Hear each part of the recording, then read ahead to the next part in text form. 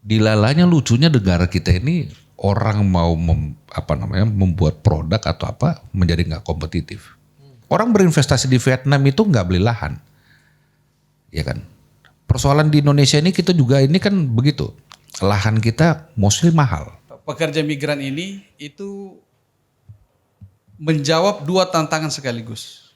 Tantangan pertama itu adalah tantangan buta huruf, problem buta huruf masa lalu, dan yang berikut itu adalah problem kemiskinan. Jadi kesetiakawanan antar pekerja migran kita itu sangat tinggi rupanya. Berbinar-binar muka bosnya itu cerita. Saya 30 tahun di bisnis ini baru pertama kali ketemu pekerja kayak orang-orang Indonesia. Kunci kesuksesan dari sekolah, dari pendidikan. Jawabannya paling utama adalah gurunya, kualitas gurunya. Karena kalau sekarang yang sangat kita khawatirkan adalah manusia itu akan tergantikan dengan AI. Dan pertanyaan yang paling mendasar, manusia seperti apa yang tidak akan tergantikan dengan AI?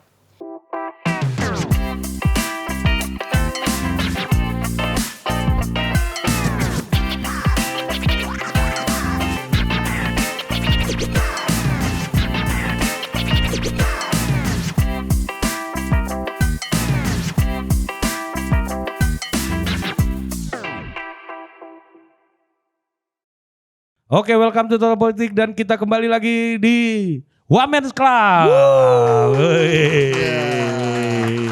Ini edisi spesial 1 tahun pemerintahan Prabowo Gibran. Iya kan, kalau minta penjelasan menteri kan ya paling gitu-gitu aja. Betul. Kan? Normatif ya kan. Normatif. Kita memastikan Bapak Presiden, nah kan. Kalau Wamen ini kan enggak, coba gaya tadi gimana coba? Kita memastikan program itu nggak semua menteri, itu Menko Infrastruktur aja kayak gitu. Aduh, detik pertamanya udah bahaya bos, ya kan? Kalau Wamen ini kan ada suasana perlawanannya dikit-dikit kan. Nah, ini nggak diarahkan tadi, komentar-komentar ini nggak diarahkan. Tadi kan suasana Prof, bukan melawan ya, suasananya aja, ya kan? Kita udah bersama Ketua Harian dari Women's Club. Iya. Wakil Menteri Perlindungan Pekerja Migran Indonesia. Iya. Ya. Itu hanya melindungi pekerja migran, tapi tidak melindungi diaspora kayak beliau dulu. Ada Bang Zulfikar Tawala. Mantap. Ya, yang berat badan turun bos. Saya tanya berat badan turun berapa tuh? Wah 8 kilo bos, artinya kerja keras. Iya. Di sebelahnya. Iya, tapi menterinya badannya naik kayak. Iya. Oh enggak, ada alasannya juga, ya kan. Nah, sebelahnya ada Wakil Menteri Investasi dan apa Bang? Ada pula nomenklatur baru nih kan Bang. Iya, Wakil Menteri Investasi dan Hilirisasi yang berat badannya sejak menjabat justru naik 3 kilo. Kenapa? Karena beliau sering rapat dan kerja sampai malam sehingga konsumsi snacknya banyak. Bang Todo tua Mas Ariwu. Itu yang diurus hilirnya aja bos. Apalagi kalau sampai hulunya naiknya lebih banyak lagi. Iya. Urus hilir aja naik berat badan. Apalagi hulu. Yang berikutnya ini kesayangan umat. Iya, dan kesayangan presiden. Semua presiden dikit-dikit urusannya Kemendikti terus, semua Kemendikti. Nah, tapi lu salah juga. Lu enggak mengikuti beliau. Apa tuh? Saya selalu sebelum podcast bola di Trivelas bersama Coach Justin dan Ferry Irwandi memantau prediksi-prediksi matematika beliau ini. Iya. Ya kan? Aduh rumit ini gue jelasin deh. Akhirnya gak terrealisasi semua. Namanya juga prediksi, probabilitas. Iya bro. Betul, sama kayak kemarin pawang hujan kita juga gitu Prof. Namanya juga, kok masih hujan gimana sih pawang? Namanya juga kita mohon maaf pada Yama Kuah. Pawang hujan kan digaji Bang. Emang dibayar. Kemarin kan prediksi kan cuma-cuma demi rakyat Indonesia. Oh. Aduh kan itu udah bundling sama gaji Prof. Jangan masuk ke teritori. Emang disitulah Prof, disitulah keguruannya Prof kelihatan. Memberi harapan untuk rakyat. Ada Wakil Menteri Pendidikan Tinggi, Sains dan Teknologi. Prof Stella Kristi. Ya. Gimana Prof ngurusin anak-anak kampus-kampus, organisasi-organisasi mahasiswa, pergerakan-pergerakan mahasiswa ini gimana Prof? Prof kan udah melanglang buana di Harvard, di di Beijing. di macam-macam Harvard ada semua. Cipayungnya nggak, Prof? Iya, Cipayung Plus gitu menghadapi Cipayung Plus gitu-gitu gimana? Munas-munas mahasiswa gitu gimana? Apa bedanya aktivis mahasiswa di Indonesia dengan di Amerika atau di China? Ya, gimana Prof? Coba kasih dulu. Kalau yang di Amerika sih sangat sangat aktif. Apa coba sangat aktif? Emang di sini nggak aktif? Aktif juga di sini. Jadi yang di Cina kurang aktif sebenarnya. Oh, Sensor kan? iya. Total. Oh iya. Oke. Iya. Jadi kalau yang di Cina sih hampir nggak ada. Kalau yang kayak klub-kluban gitu ya. Kalau di Amerika sangat aktif. Waktu saya di Harvard saya bikin klub. Klub mahasiswa Indonesia. Isinya cuma 2. Satu ketua, saya wakil ketua, terus kita tiap tahun rotasi karena nggak ada lagi orang Indonesia. Itu kongres gak rumit-rumit tuh, Prof, ya kan? Itu kayak beberapa LSM di Indonesia Prof ya. Ketuanya dia terus kan gak ada yang ganti-ganti. Nah, Prof, saya mau nanya agak serius dulu sebelum masuk ke policy 100 hari ini. 1 tahun, Prof. Saya ada biografi di situ judulnya My Turn. Itu tulisan dari Johan Cruyff. Ya, itu pemain sepak bola top lah dari Belanda kan. Jenius. Ya, jenius lah. Nah, beliau tuh pernah mengatakan begini. Yang membuat saya kaget ketika ke Amerika katanya. Di situ pemain bolanya memahami Einstein dan Einsteinnya memahami sepak bola katanya. Jadi antara sport dan education itu tidak lepas satu sama lain di Amerika. Dan akhirnya apa yang membedakan Amerika dengan UK misalnya, itu sepak bola dan olahraga itu embedded ke kultur kelas menengah dibandingkan di Eropa, terutama UK yang mana beberapa olahraga lebih dekat dengan kultur kelas bawah yang karena tidak terintegrasi dengan pendidikan. Nah, Prof, gimana melihat apakah model itu cocok nggak untuk kita atau kekuatannya seperti apa, Prof? Kalau ditanya modelnya cocok untuk kita atau enggak, saya rasa sih mungkin cocok karena tapi sekarang belum jauh gitu. Di Amerika Serikat saya S1 kebetulan di Harvard University dan di situ setiap tahun dikasih kuota sekitar hampir 30% untuk penerimaan mahasiswanya itu justru untuk atlet.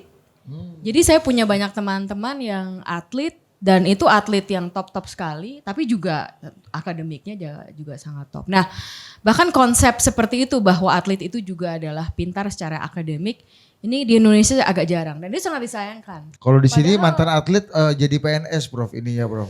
Dikasih hadiahnya. Atau dulu BUMN banyak, Prof. Iya, iya. Padahal kenapa tidak dan itu sangat memungkinkan begitu. Jadi kalau ditanya apakah akan cocok di sini, saya rasa bukan saja cocok, bahkan bisa mengangkat segala sesuatu. Kecerdasan sport dan akademik itu inherent atau gimana sih menurut Prof dalam studi-studi, Prof? Ini ada yang menarik ke studinya. Kalau kita ditanya dari studi-studi saintifik, terutama sekali di kognitif ya, apa yang paling memprediksi seseorang itu berhasil di sekolah dan juga di pekerjaannya. Nah ini adalah jurnal studinya. Ini adalah suatu namanya executive function. Executive function itu terdiri dari 3. Yang pertama short term memory, jadi bisa mengingat.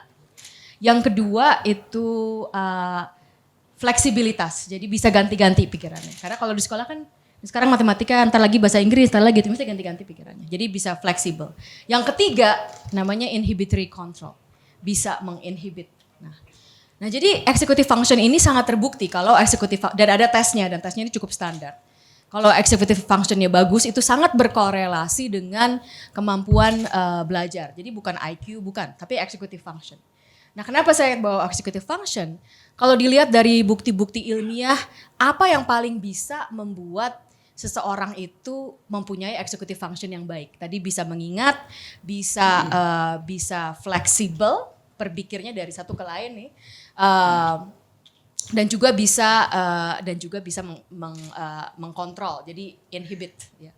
Itu ternyata latihan sport dari kecil itu sangat membantu untuk executive function. Karena waktu main sport, anaknya itu harus wow, ini harusnya tadi ada banyak lah, apalagi main sepak bola. Ini harus decision makingnya, terus udah gitu harus bisa fleksibel, tapi juga harus bisa inhibit. Jangan bolanya di situ semuanya pada lari ke situ. Nah ini kan kalau waktu mulai main bola, kebetulan saya juga sering sepak bola, itu kan pasti dikerubutin dulu. Nah ini harus menghibit, harus itu melihat gitu.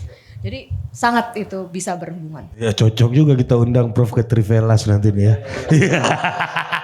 Siap. Iya. Menjelaskan semua dari perspektif sains. Saya kita ke Bang Todo. Ke Bang Todo, gimana menjelaskan investasi dari perspektif sains ini bro?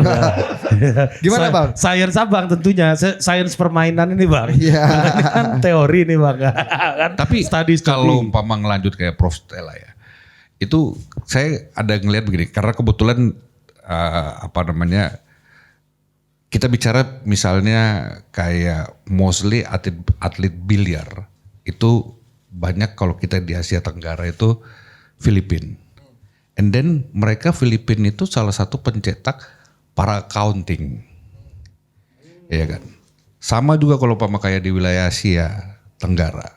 Player golf itu banyak dari itu tadi Filipina, sorry. Ya kan? Kalau golf itu orang-orang Filipina itu banyak yang accounting yang di worldwide. Sama seperti Thailand. Tiger Woods itu punya naluri itu karena ibunya Thailand. Dan Thailand itu salah satu negara di Asia Tenggara yang juga banyak pencetak. Korelasinya di mana? Korelasinya memang olahraga itu ada. Kalau kayak biliar itu kan kita bisa ngelihat sudut, titik dan itu kan bisa. Itu korelasinya dalam mungkin matematiknya dan lain-lain. Dan mungkin juga kalau olahraga itu yang paling pasti kan adalah kedisiplinan fokus. Ya kan? Nah, mungkin kalau saya bilang itu. Kalau teorinya tadi Prof lah yang berbicara. Kalau kita kan aspek pemain lapangan aja yang ngelihat. Kecerdasan lapangan seperti apa Bang yang dibutuhkan nih Bang ya dalam konteks ya. Ya menjawab kebutuhan investasi hari ini. Dan kebutuhan persaingan tenaga kerja, persaingan skill, persaingan kompetitif. Saya baru dapat komplain nih Bang dari orang yang bergerak di industri garment. Dia bilang gini, "Oh, ini sulit Bang," katanya. Sekarang Nike dan lain-lain udah pindah Vietnam katanya. Kita ya susah nih dapat barang yang lebih kompetitif di sini. Harus impor kita kalau untuk Nike dan lain-lain. Makanya saya dapat Puma ini sisaan pabrik yang pindah ke Vietnam katanya gitu. Jadi itu terjadi nih hari ini Bang. Ini dalam melakukan bottlenecking dalam problem ini gimana Bang? Kecerdasan lapangannya Bang. Iya, mengatasi ini Bang, problem-problem ini kan butuh kecerdasan lapangan juga kan dalam permainan ini kan. Ya sebenarnya kalau saya itu tadi kuncinya tuh kompetitif. Kalau saya selalu berbicara maksudnya sebenarnya keadaan kondisi negara kita itu yang membuat kita sendiri. Oke. Persoalan di negara kita itu sekarang satu, sumber daya alam kita punya semua. Demand populasi kita nomor 4 di dunia besar. Posisi letak strategi paling strategis. Ya kan, crossing Selat Malaka itu timur ke barat berhubungan lewat di depan kita. Outflow-nya Australia 76% lewat di antara Kalimantan sama Sulawesi. Dia belanjanya di China di atas lewat itu namanya jalur Alki 2. Ya. Cocok sekali. Nah, jadi apa yang jadi persoalan? Jalur batu bara Bos. Jalur batu. Dalam pembicaraan saya dengan Australia saya ngomong mengenai itu. Ya kan, saya ngomong mengenai itu. Bahwa kalian punya outflow 76% lewat situ. Yang menjadi persoalan di negara kita itu ya itu tadi. Dilalanya lucunya negara kita ini orang mau membuat produk atau apa menjadi nggak kompetitif. Kesulitan mulai dalam dia proses awal perizinan, regulasi kita yang berbelit-belit, ya kan. Kemudian iklim investasinya yang nggak kondusif, ya kan tantangan. Dalam beberapa riset yang namanya kegiatan premanisasi dan lain-lain itu atau yang dibilang mengganggu iklim investasi itu menyumbang 15-40% cost. Gitu. Produk bisa di kita diolah di negara lain dan diimpor masuk di sini bisa lebih murah daripada kita ngolah di sini. Ya kan? Vietnam, cycle investasi mereka sekarang itu sekitar 1,5-2 tahun. Construction. Kapan dia mau bangun? Cycle investasi ini apa bahasa manusianya, Oke, cycle investasi ini Korea ini timeline-nya. Jadi kalau umpama kita bilang orang mau berinvestasi yang asing lah ya, foreign direct investment ke negara kita, mulai dari dia datang, bikin company di sini, rencana planning, realisasi investasi itu kan terjemahan paling gampangnya itu dia membangun. Ya kan, dia bangun pabrik, smelter, pengolahan, whatever lah. Kegiatannya dimulai dari situ. Nah, di kita ini, ya kan, proses sebelum dia memulai bisnisnya ini yang lama. Kita punya cycle investasi ini kurang lebih bisa sekitar 2 kali lipat daripada Vietnam.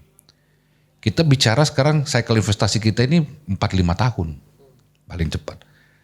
1-2 tahun sendiri ngurus izin, Bos. Iya kan? Terkadang terhadap jenis kegiatan bisnis yang cycle-nya cepat seperti di teknologi IT. Kayak handphone sekarang kan cycle-nya udah 6 bulanan. Ya kan? Izinnya keluar barangnya udah gak itu lagi. Dia bilang buat apa? Udah ketinggalan teknologi. Udah ketinggalan. Di situ itu tantangan pertama. Nah, itulah makanya memang balik lagi Kementerian Investasi itu kita itu fokusnya ngeliat ke situ sekarang. Deregulasi, Bang. Salah satunya deregulasi. Strategiknya bagaimana? Nah, makanya kita beberapa sekarang mengeluarkan yang namanya konteksnya service level agreement. Terus ada namanya kita yang bilang namanya fiktif positif, memberi kepastian terhadap pelayanan perizinan. Salah satunya contoh saya paling gampang lah. Sekarang bangun hotel 28 hari izinnya langsung keluar. Firm itu. Kalau nggak dikeluarin sama instansi terkait otomatis keluar. Otomatis keluar. Oh. Tetapi bukannya itu mengandung masalah lagi, Prof? Nah, ini saya jelasin. Kok, jadi, Bang? Jadi begini. Iya, profesor lapangan. Prof juga. Iya. Jadi begini. Bisa provokator juga. Pakai V. Jadi kan memang kan sebenarnya kan kalau Pak Madi bilang, kita juga tidak meninggalkan esensi daripada regulasinya. Terkadang kan sebenarnya itu kan perizinan-perizinan itu terhadap skala resiko besar. Itu kan memang ada beberapa kaitannya seperti izin lokasi, izin AMDAL. Ya kan dulu orang bilang izin IMB sekarang PBG. Ini proses yang memakan waktu, ya kan? Syariatnya harus dilakukan ya, Bang ya. Nah, dengan konsep yang namanya fiktif positif, kita melakukan di situ yang namanya postpaid. Kita bikin paralel. Kalau dalam 28 hari misalnya hotel itu, tetap harus ada izin lokasi, izin AMDAL, ininya harus. Tetapi 28 hari izinnya kita keluarkan, yang izin dasarnya ini paralel berjalan. Oke. Jadi nggak meninggalkan esensi, tetapi kita mau memberikan kepastian kepada investor itu bahwa dia bisa bangun, dia bisa eksekusi. Kalau dulu harus beres semua baru bisa bangun, semua. Bang. Kalau dulu kan mereka nanya-nanya bisa jadi sampai 2 tahun, 3 tahun nggak ada kepastian. Saya dulu pernah mengeluarkan angka dan itu angka memang bisa dipertanggungjawabkan. Kita pernah ngelihat angka yang namanya unrealisasi investasi. Saya di beberapa catatan saya di media, saya pernah declare itu sampai 1.500 triliun unrealisasi. Posisinya begitu. Bahkan ada yang sampai 5 tahun, 8 tahun izin nggak keluar-keluar, nggak ada kepastian. Nah sekarang itulah yang kita kerjakan. Terobosan-terobosan yang kita lakukan. Karena kenapa? Kita mau mengejar ketinggalan yang jauh. Vietnam tahun 2024 mereka sudah masuk di angka pertumbuhan ekonomi 7,04%. Karena dari 263 miliar US dollar inflow yang masuk ke Asia Tenggara, mereka 139 langsung jam. Nah kita itu cuman kebagian berapa? Ya kan? Nggak nyampe sekitar 50 miliar US dollar. Itu yang menjadi problem tuh. Itu sejak kapan tuh Bang Vietnam bisa punya progresivitas yang sedahsyat itu? Lonjakannya mereka sebenarnya di kuartal after COVID sebenarnya kalau kita perhatikan. Oke. Ya kan? Karena akhirnya mereka benar-benar buka dan mereka benar-benar begini. Nah memang persoalannya di negara kita banyak. Orang berinvestasi di Vietnam itu nggak beli lahan. Ya kan. Persoalan di Indonesia ini kita juga ini kan begitu. Lahan kita mostly mahal. Nggak beli lahan karena semua lahan punya negara di sana. Ya, karena mereka kan masih komunis ya. Ya kan. Tapi memang secara investasi memang hitungannya kalau di sini lahan menjadi milik. Kalau di sana dia nggak punya lahan. Tetapi kan sebenarnya dengan perkembangan yang sekarang ini dibutuhkan speed. Kan kecepatan. Makanya industri-industri yang manufaktur yang seperti dibilangin seperti sepatu, modelnya, trennya yang cepat berubah, ini perlu kecepatan penetrasi, serapan, pelaksanaan, realisasi investasinya. Tapi kenapa kita nggak mungkin kayak Vietnam, Bang? Maksudnya gini, kalau kita lihat di dalam buku laporan keuangan, aset kayak tanah itu kan kadang untuk industri-industri yang butuh speed itu kan liabilities, Bang. Betul. Ya kan, kenapa nggak kita bergerak ke arah situ juga gitu, yang mana mereka nggak perlu menanggung biaya yang begitu besar. Iya, gitu. karena kan konsolidasi pemilik lahannya kan ini kan semua masyarakat. Kalau di sini kita ada korporasi, ada masyarakat, pemerintah juga ada kan. Kalau di sana kan semua seragam pemerintah. Nggak ada mafianya tanah di sana, Bang. Nggak ada mafia tanah di sana Iya ya. kan? Bahkan kita beberapa kali menemukan, tapi saya mungkin tidak sebutkan tempat lah ya, daerah kawasan ekonomi khusus yang kita sudah capek kerja untuk membawa investasi sampai di sana itu harganya saya bilang ini lebih mahal harga tanahnya daripada di Jakarta. Saya bilang sama mereka kalau pama kejadiannya kayak begini sampai kapanpun. Jadi cara padahal udah berpikir. KEK tuh Bang ya, udah KEK ya Bang ya. Udah KEK. Jadi mindset cara berpikirnya inilah memang yang harus dirubah, ya kan? Kalau dulu saya di kampung saya misalnya di ini kita main BBB gitu kan, datang berapa per jam, dia bilang kan 350.000, mahal banget. Ya abang belum tentu 2 kali datang ke sini. Itu kan, iya kan, mindsetnya. Ya ku habisi dulu abang di sini kan. Iya, belum tentu 2 kali kan. Ini kan lagi-lagi bicara kita bisa berkompetisi apa enggak gitu kan. Jadi bukan cuma skill pengetahuan tapi skill lapangan Lu juga. mau jualan barang apa jualan tanah? Iya. Dan yang menariknya nih Vietnam ini investasi ini sangat berkaitan dengan sains dan teknologi. Jadi Vietnam ini memang kasus yang sungguh-sungguh harus kita pelajari. 30 tahun lalu mereka lebih miskin dari kita. Sebenarnya Tiongkok juga 30 tahun lalu lebih miskin dari kita. Nah, kenapa investasinya dari Vietnam itu sangat kita pelajari di Dikti Saintek? Karena Vietnam ini juga untuk setiap investasi yang masuk ke Vietnam, selain semuanya jauh lebih mudah perizinannya, tanahnya, mereka itu juga berani maksa. Maksa apa? Maksa bahwa investasinya ini harus kasih berapa persen ke R&D lokal. Mandatori itu. Mandatori. Dan mereka berani itu negosiasi. Contoh terakhir itu dengan saya pelajari ada besar dengan Samsung itu beberapa tahun yang lalu.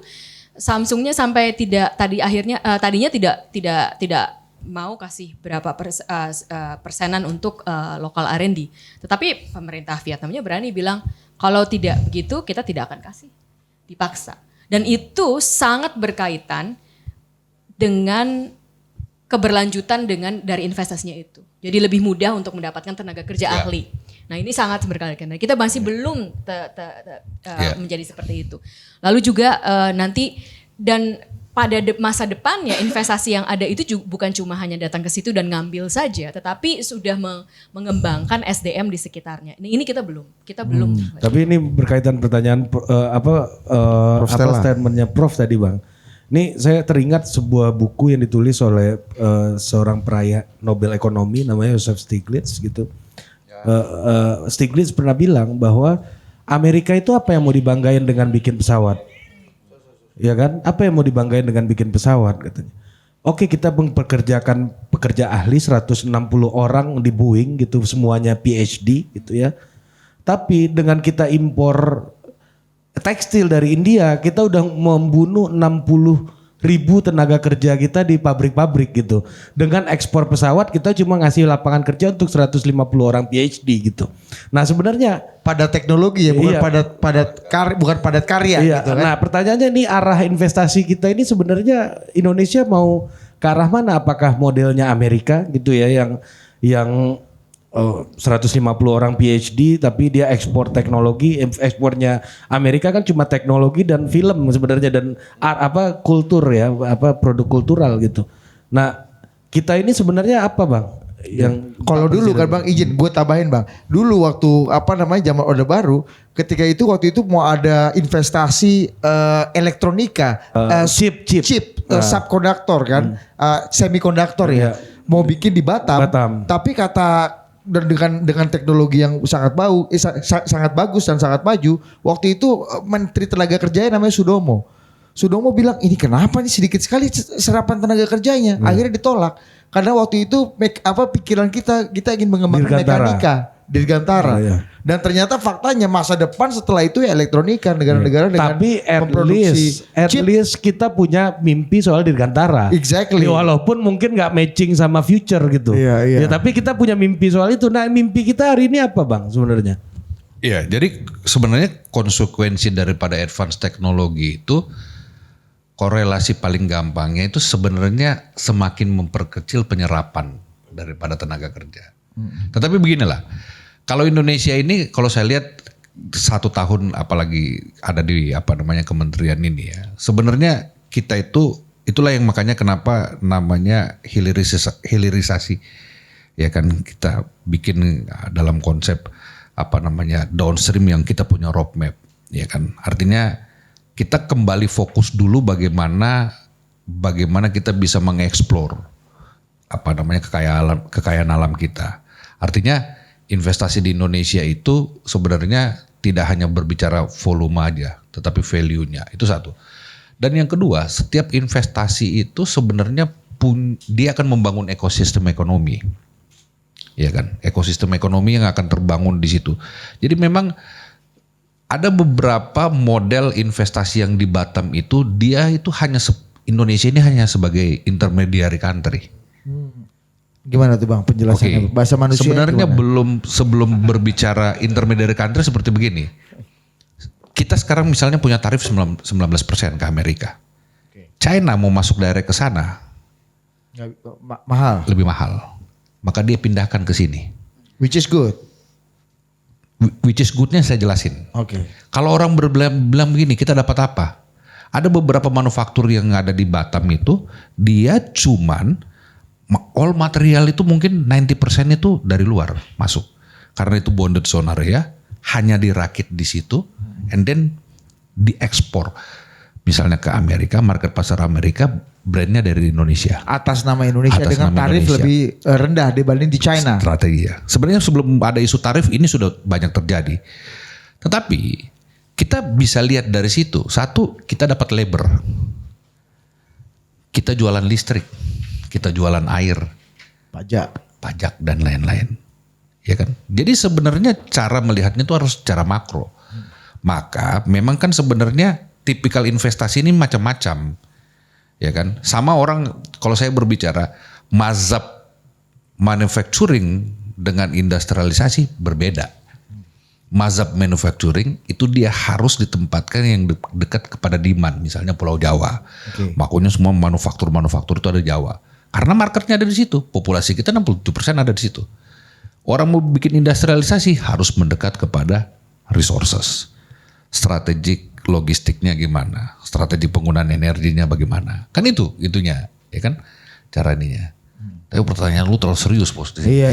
Ini supaya kelihatan pinter Bang. Abang kan juga harus ngerti adik-adik ini. Sebelah Prof Stella ini kalau kita nanya receh-receh ini nanti bilang kau ini gak jelas juga hidup kau. Makanya aku jadi wamen ini isinya kau semua kayak gini kan ada gitu-gitunya. Apa ini? Lanjut ya. Dua manusia rendah ini. Lanjutkan. Ini silat-silat kami lah Bang. Tolonglah. Nah lanjut lagi nih. Sebenarnya kayak Prof Stella bilang, investasi kita itu sebenarnya kan investasi kita di Indonesia ini, kita itu punya banyak strategi untuk membuat itu menjadi kompetitif. Salah satunya itu kita kasih insentif. Insentifnya itu ada yang namanya master lease, equipmentnya yang dia bawa dari luar masuk itu free tax, termasuk juga raw materialnya dan lain-lain. Kemudian kita kasih tax holiday, tax allowance dan lain-lain. Compensate daripada itu ada kita namakan kerjasama kemitraan. untuk supaya mendorong para pelaku usaha UMKM dan lain-lain. Tapi ini isu ini kadang dikelolanya menjadi salah.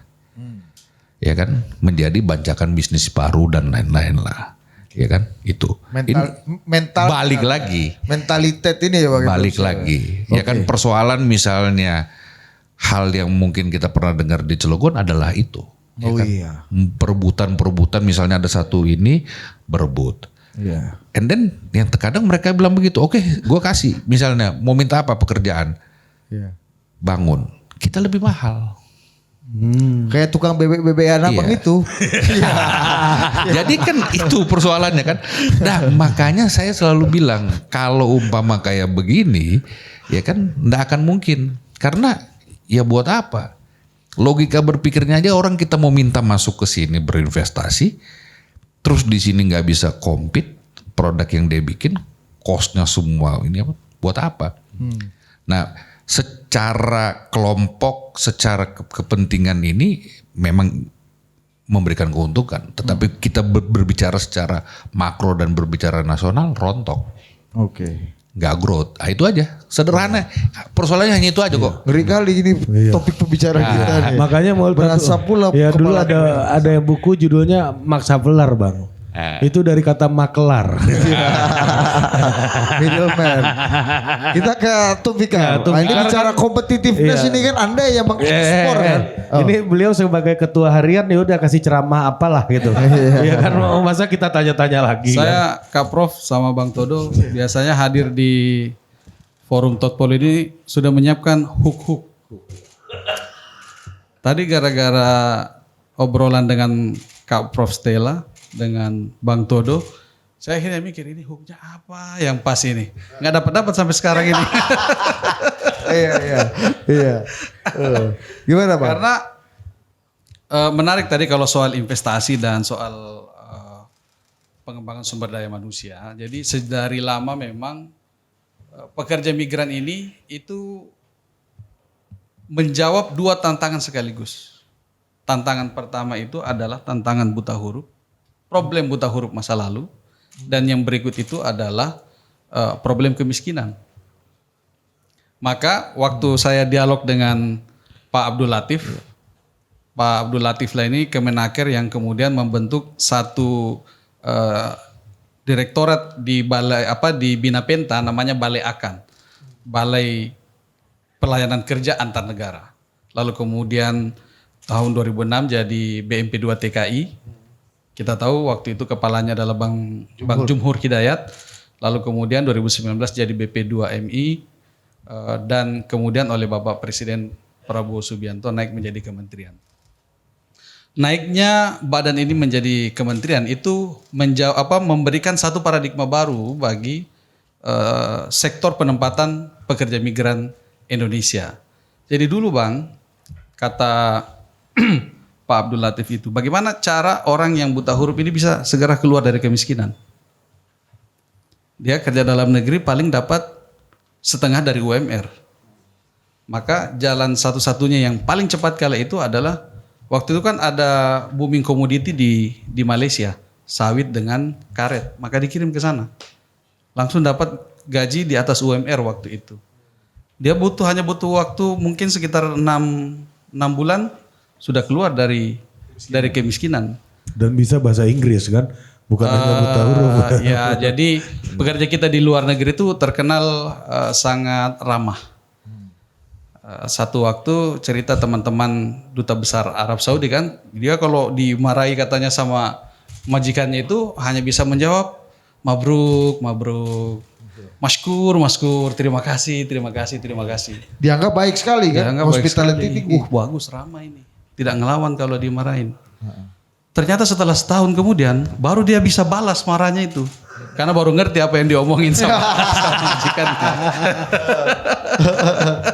Nah, begitu lembaga kami ini naik jadi kementerian, oleh Bapak Presiden disampaikan pada saat awal kami itu bahwa jangan salah, PMI kita itu harus menjadi salah satu instrumen economic growth seperti yang terjadi di Filipina. Maka salah satu kunciannya bagi beliau itu, mau tidak mau kita harus merubah nih profil sekarang ini kan kurang lebih 30-70 nih.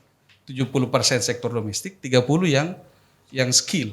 Nah, beliau kepengen ke depannya itu 70% yang skill, sisa 30% yang ada di sektor domestik. Maka beragam cara beliau lakukan dan yang paling sangat luar biasa itu adalah menaikkan level dari badan menjadi kementerian. Akhirnya kami bisa berkomunikasi dengan beragam kementerian tenaga kerja yang ada di luar negeri. Nah, kita kalau bicara menyambung Prof Stella dan Bang Todo tadi soal competitiveness. Ya. Gimana para pekerja migran kita itu juga bisa memenuhi kebutuhan dan persaingan di pasar global dengan keunggulan-keunggulan kita. Nah, ini analisa dan anamnesanya gimana, Bang?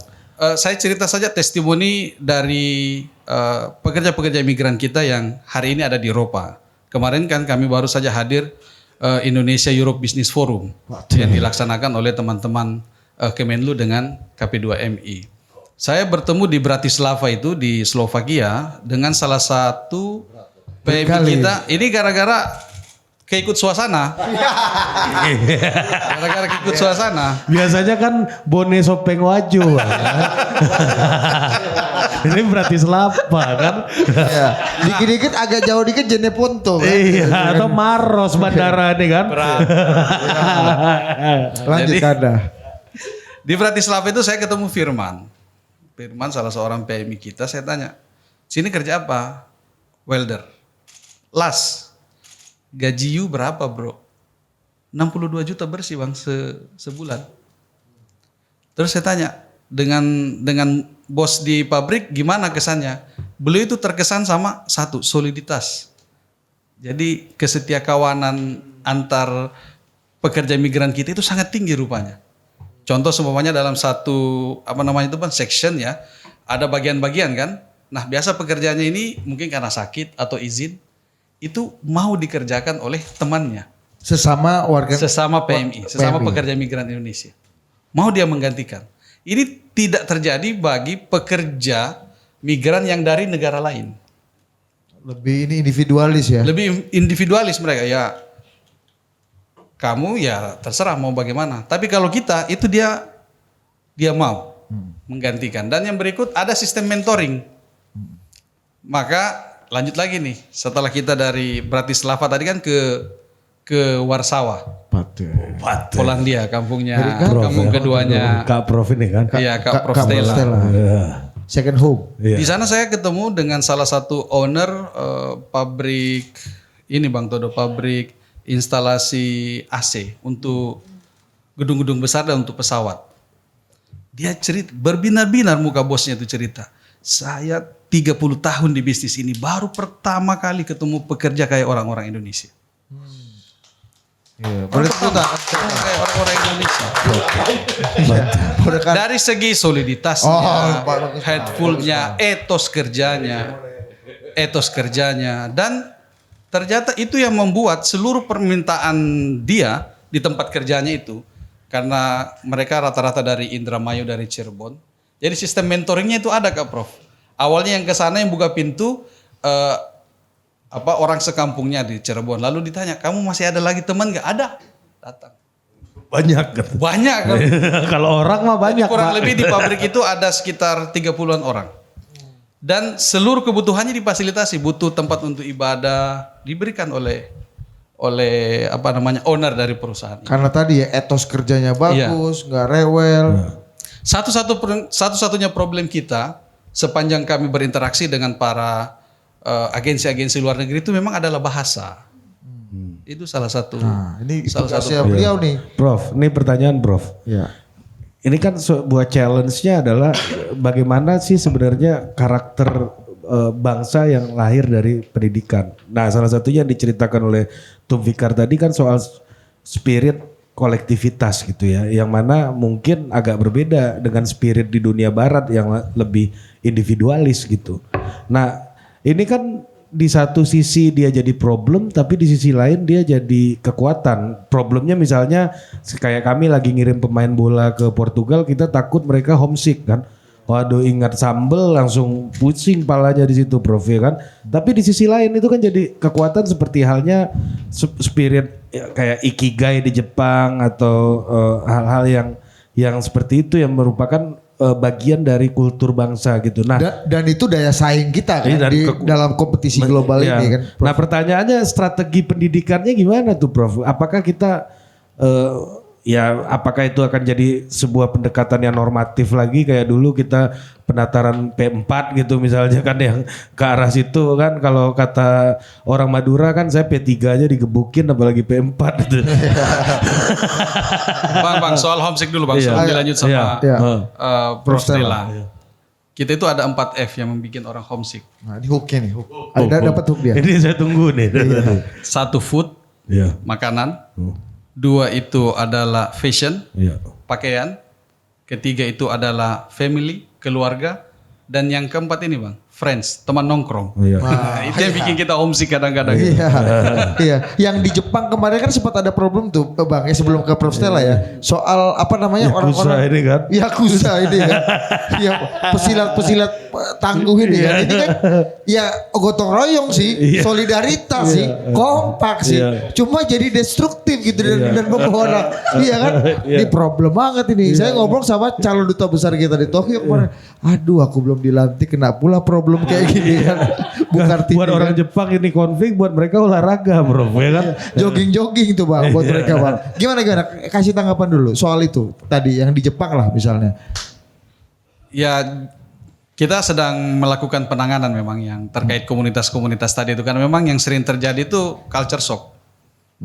Dia keluar tiba-tiba sebelumnya seumpamanya dia pendapatannya di bawah tiba-tiba punya pendapatan terkejut badan juga. Itu yang banyak terjadi. Kita aja jadi ente aja jadi wamen kadang-kadang suka terkejut juga. Ada yang awal nih kita kan. Ada apalagi yang lain kan. Gini kan lagi menung-menung di rumah sendiri kan. Gua sakti juga ya. Iya. Kadang-kadang gini Bang Todo. Pernah ada pengakuan dari ibu di rumah. 2 hari setelah dilantik, pinnya nggak dilepas mesti di rumah malam ya. Kawinan pun pakai pin Bang. Iya. Seru juga. Tinggal dipindah ke piyama kan. Gimana Prof? Ini soal kekuatan strategi pendidikan ya. Iya, strategi pendidikan. Pasti kalau setiap karakter itu pasti ada kekuatan dan ada kelemahannya. Jadi pertama kalau menurut saya sih kita tidak usah milih. Kita menggunakan yang memang kita sudah kuat itu kita makin perkuat. Jadi kalau kita berbicara mengenai strategi pendidikan dan tujuannya, salah satu tujuannya adalah untuk bisa pendidikan ini mempersiapkan SDM kita untuk bisa berpartisipasi dalam tentu saja lapangan pekerjaan. Ini sangat penting sekali dan kebersamaan atau bahwa kita ini memang sungguh gotong royong dan sering saling membantu itu tetap menjadi sesuatu kekuatan kita terutama sekali dalam mentorship. Mentorship ini memang sangat kuat di Indonesia. Kalau saya ingat waktu saya mendapat pekerjaan pertama sebagai asisten profesor, ini hampir harus dipaksa kan ada program buddy system supaya didukung. Nah, di Indonesia mungkin itu bisa terjadi secara otomatis dan itu sangat baik sekali. Tetapi memang ada kelemahannya juga kalau kita melihat pendidikan terutama di pendidikan tinggi. Dan salah satu kelemahannya yang kalau kita lihat adalah jadi kita lebih sering mungkin ikut-ikutan kalau grup teman-teman milihnya ini kita juga ikut yang itu. Ini menjadi suatu kalau kita berbicara data langsung dari bagaimana kita bisa mendapat pekerjaan. Apalagi sekarang di zaman artificial intelligence yang pasti bisa sangat menggantikan orang-orang ini. Menggantikan manusia. Satu yang kalau saya lihat dari analisanya ini kita sangat perlu masing-masing orang itu mengembangkan kepakarannya masing-masing. Karena kalau bahasa gampangnya ya nanti kalau ada begitu lulus ada lowongan kerja yang di hire cuma satu. Jadi kalau semuanya mirip-mirip ya nggak di hire itu kalian, ya. Cuma satu. Jadi harus ada keunikannya, harus ada kepakarannya. Jadi ngembangkannya susah ini ya. Kalau di OKP dan Ormas harus ngumbangnya harus bagus. Ya. Prof, bikin sur. Prof, bagi pemerintah hari ini tuh gimana membayangkan berhadapan dengan AI gitu yang makin luar biasa dalam kehidupan kita hari ini? Apakah kita punya strategi khusus nggak dalam policy atau kehidupan memastikan bahwa setelah AI ini makin berkembang bahwa kita yang mendapat keuntungan ya rakyat sendiri gitu. Termasuk dunia diktiri, dunia pendidikan tinggi, itu kan orang bikin tugas Prof kadang-kadang ya udah langsung masuk copy paste aja ke Iya, saya kuis kita lagi kuliah bos Prof. Saya kuis beberapa kalau udah mentok gitu Prof. Tanya dulu Gemini ya. Iya. Apa nih akuntansi akrual nih? Tanya AI dulu Prof ya kan. Kalau menurut saya kalau misalnya tugasnya bisa dipakai buat AI ya kenapa tidak? Nah berarti salahnya bukan yang mengerjakan tugasnya, yang ngasih tugasnya. Kenapa tugasnya bisa dikerjakan dengan AI kalau memang keinginannya tidak dikerjakan dengan AI. Wow. Kalau pendapat pribadi ya. Benar. Nah, tapi kan problemnya Prof, dengan banyaknya model sekolahnya Pak Prabowo sekarang, sekolah Garuda, sekolah Merah Putih, ada sekolah Patriot juga kayaknya, tapi belum tahu ya. Tergantung beliau kan. Nah, dengan banyaknya jenis ini diversifikasi human resources yang ngejalaninnya gimana Prof? Ini saya pengalaman di sepak bola aja. Saya kebetulan praktisi di sepak bola. Jadi orang bilang saya pandit tuh agak keliru karena saya punya sekolah sepak bola gitu. Mantap. Iya kan? Itu mencari pelatih yang cocok sama filosofi kami aja itu nggak gampang gitu. Apakah dengan berbagai macam model sekolah Garuda itu filosofinya apa sih? Sekolah Merah Putih itu filosofi apa? Sekolah rakyat itu apa? Ini human resources seperti apa yang akan ditaruh di masing-masing tempat ini? Apakah ada diversifikasinya, ada keunggulan khususnya, kekuatan khususnya atau seperti apa yang kita akan dapatkan, rakyat akan dapatkan gitu. Di sekolah yang sudah ada aja kita tahu keluhannya adalah kekurangan guru, kekurangan pengajar dan di kuantitas dan kualitas gitu di Prof. sekolah saya dulu Prof, saya sempat ngerasain guru saya tuh pegang kelas 4 sampai kelas 6 Prof dulu di Bukit Tinggi Prof ya kan. Iya kan, kalau di Jakarta mah nggak kebayang lah gitu ya. Kalau Bang Todo ke Jaksel Bos. Iya beda Bos. Iya kan, Prof kan juga nggak pernah di sekolah negeri kan, sama kayak Pak Prabowo kan. Saya jalan Pos lapangan Banteng. Oh Sanur ya Prof? Sanur saya. Oh Sanur. Dari TK Bos. sampai SMA. Oh gitu. Aku di Vincenzius Prof. Serviam juga kita. Itu daerah invasi Anda ya sih. Gimana Prof menjelaskan human resourcesnya? Mungkin kita kalau bangun gedung kan ada uangnya, ada kontraktornya, selesai itu barang Prof. Tapi nyiptain orang yang mengerti filosofinya apa, tujuannya apa, itu kan gak semudah membangun gedung gitu loh Prof. Itu memang tantangan karena kalau kita lihat kembali lagi kalau kita lihat data-data apa sebenarnya permasalahan atau mungkin saya balik menjadi positifnya gelas setengah penuh, kunci kesuksesan dari sekolah, dari pendidikan. Jawabannya paling utama adalah gurunya, kualitas gurunya. Sehingga kalau kita tanya tentang diversifikasi, pasti ada diversifikasi, tapi mungkin diversifikasi itu lebih bergantung kepada limitasi-limitasi atau constraint dari segi materialnya. Jadi materialismenya. Jadi misalnya kalau sekolah rakyat ini kan banyak, berarti kebutuhannya jauh lebih masif. Sehingga untuk memenuhi kebutuhan masif tersebut dalam jangka waktu dekat kita tentu saja harus ada sedikit trade off. Trade off itu selalu ada di dalam keputusan kebijakan polisi apapun juga untuk memenuhi kebutuhan yang masif karena begitu banyak anak-anak yang masih belum bisa sekolah karena itulah kita perlu pendidikan sekarang. Jadi misalnya apa trade off-nya gimana? Trade off-nya mungkin kita gurunya harus sekarang ada. Jadi yang mungkin training untuk gurunya tidak bisa terlalu lama karena sekarang pun sudah perlu ada. Dan kita sangat mengetahui tentang trade off itu, tapi tidak apa. Karena trade off itu selalu ada ya benefit dan cost-nya. Kalau untuk sekolah Garuda, karena ini memang untuk sekolah Garuda baru kita hanya akan membangun 20 sekolah Garuda baru. Dan ini adalah untuk memberikan akses bagi mereka yang sangat pintar sekali dari kalangan apapun, termasuk dari yang kalangan ekonomi bawah. Nah gurunya tentu saja harus yang paling top. Dan untuk mendapatkan guru yang paling top ini kita diberikan sedikit keluasan atau sedikit kebebasan mengenai waktu. Jadi kita masih punya waktu untuk men-training gurunya, dan juga sekarang saya dan tim sedang perjuangkan kekhususan, walaupun mereka akan akses kekhususan dari gajinya. Jadi kalau kita bicara diversifikasi, ini tentu saja diversifikasi saya rasa lebih tertumpu kepada constraint yang ada secara materialisme. Tetapi secara tujuan tentu saja kita menginginkan guru yang paling berkualitas untuk bisa mendidik anak-anaknya untuk bisa ngapain. Kita bisa balik lagi ke AI. Karena kalau sekarang yang sangat kita khawatirkan adalah manusia itu akan tergantikan dengan AI. Dan pertanyaan yang paling mendasar, manusia seperti apa yang tidak akan tergantikan dengan AI? Yang pasti, dan ini mungkin agak sedikit kontradiktif dengan logika kita yang seperti biasa kita, tapi sebenarnya tidak. Manusia yang paling berbeda dengan AI, itulah yang tidak akan tergantikan dengan AI.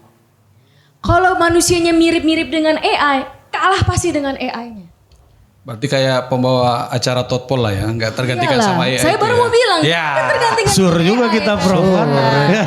Kalau Tumbikar gituin kita masih biasa Prof. Tapi kalau Prof yang gituin kita sur Prof. Kalau tukang bebek-bebekan di kantor di kampung Bang Todo bisa ganti sama AI itu kan.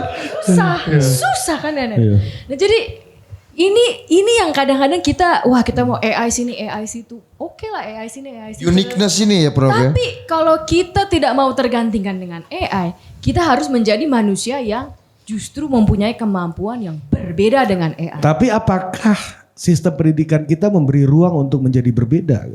Ini kan problem kan kita diseragamin dari dulu Prof. Ke sekolah aja harus pakai. Saya itu pernah Prof. Ini di SD negeri nih ya kan.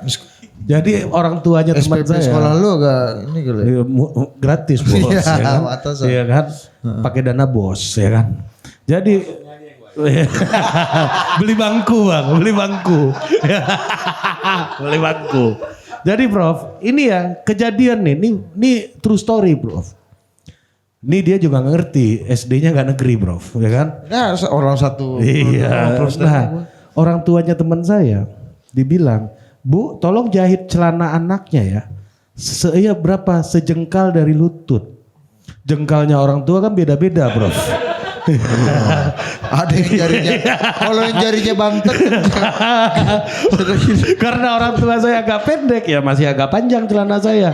Ada teman saya yang ibunya jarinya panjang-panjang. Celananya kayak hot pants Prof. ini problem nih.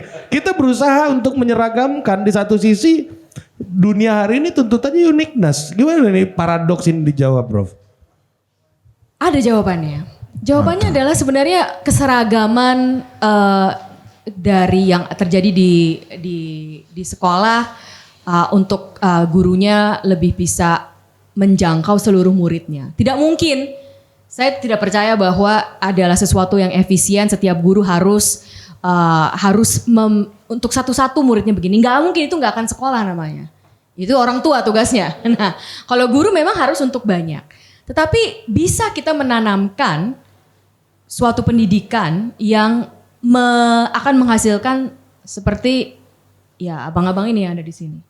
Masing-masing punya kepribadian dan kemampuan yang unik dan berbeda. Yaitu, dan ini ada sainsnya, yaitu kemampuan untuk, kalau bahasa Inggris kerennya itu learning to learn. Belajar untuk belajar. Jadi kemampuan untuk belajar ini akan membawa keunikan. Tetapi untuk menanamkan kemampuan belajar untuk belajar ini, caranya bisa seragam. Dan saya kasih tips yang ini sudah dibuktikan secara saintifik. Waktu kita, kalau ingat yang punya ponakan, anak, atau ya siapalah dekatnya. Kalau dia keponakan semua Prof. Iya. Umur 2 tahun. Pasti umur 2 tahun banyak nanya. Banyak nanya kan? Umur 2 tahun banyak nanya. Nah, tapi setelah umur 10 kok gak nanya lagi ya? Karena kemungkinan besar umur 2 tahun nanya, dijawabnya sama gurunya, Ya pokoknya begitulah. Kenapa saya harus tidur sekarang? Nah, kenapa saya harus tidur sekarang? Pokoknya kamu harus tidur sekarang. Kalau enggak, nanti ada masalah. Ya. Pak polisi. Pak polisi datang. Nah ini bahaya nih. Iya. Ya, Pak polisi terus yang salah tuh. Iya. Padahal Pak polisi kan mengayomi, melindungi kan. Tapi kalau misalnya dijawabnya ya Mas Mora, kalau misalnya dijawabnya, oh kalau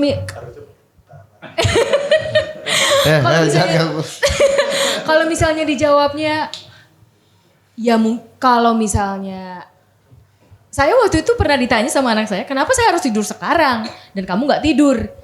Terus saya bilang, kenapa ya? Saya juga bingung gitu. Jadi kalau misalnya, terus waktu itu, terus saya bilang, kalau misalnya kamu janji besok pagi dibangunin nggak marah-marah, ya boleh-boleh aja sih, kenapa enggak gitu kan?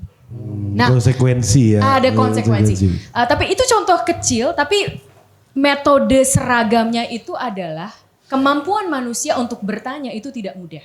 Yes. Dan jawaban, tapi waktu kita kecil, kita itu punya kemampuan itu.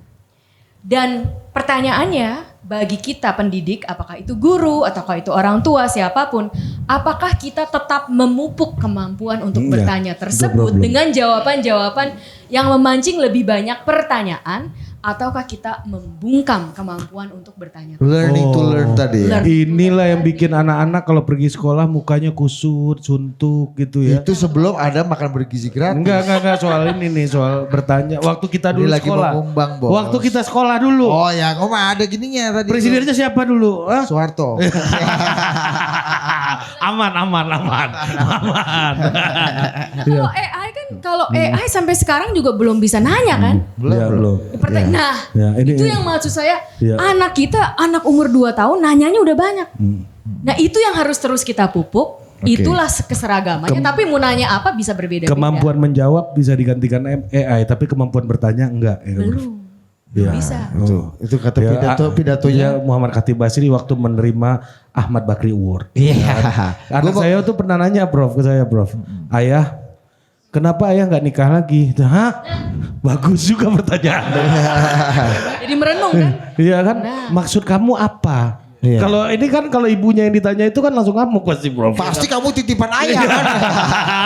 Tapi karena saya ini kan mencoba bijaksana kan, Prof. Iya. Maksud kamu apa gitu? Kan aku punya adik, oh jadi di kepala dia 1 ibu 1 anak, Prof. Karena ini, Tapi itu masih 3 tahun bro. Iya, ini udah mulai paham. Masih ada kesempatan. Iya,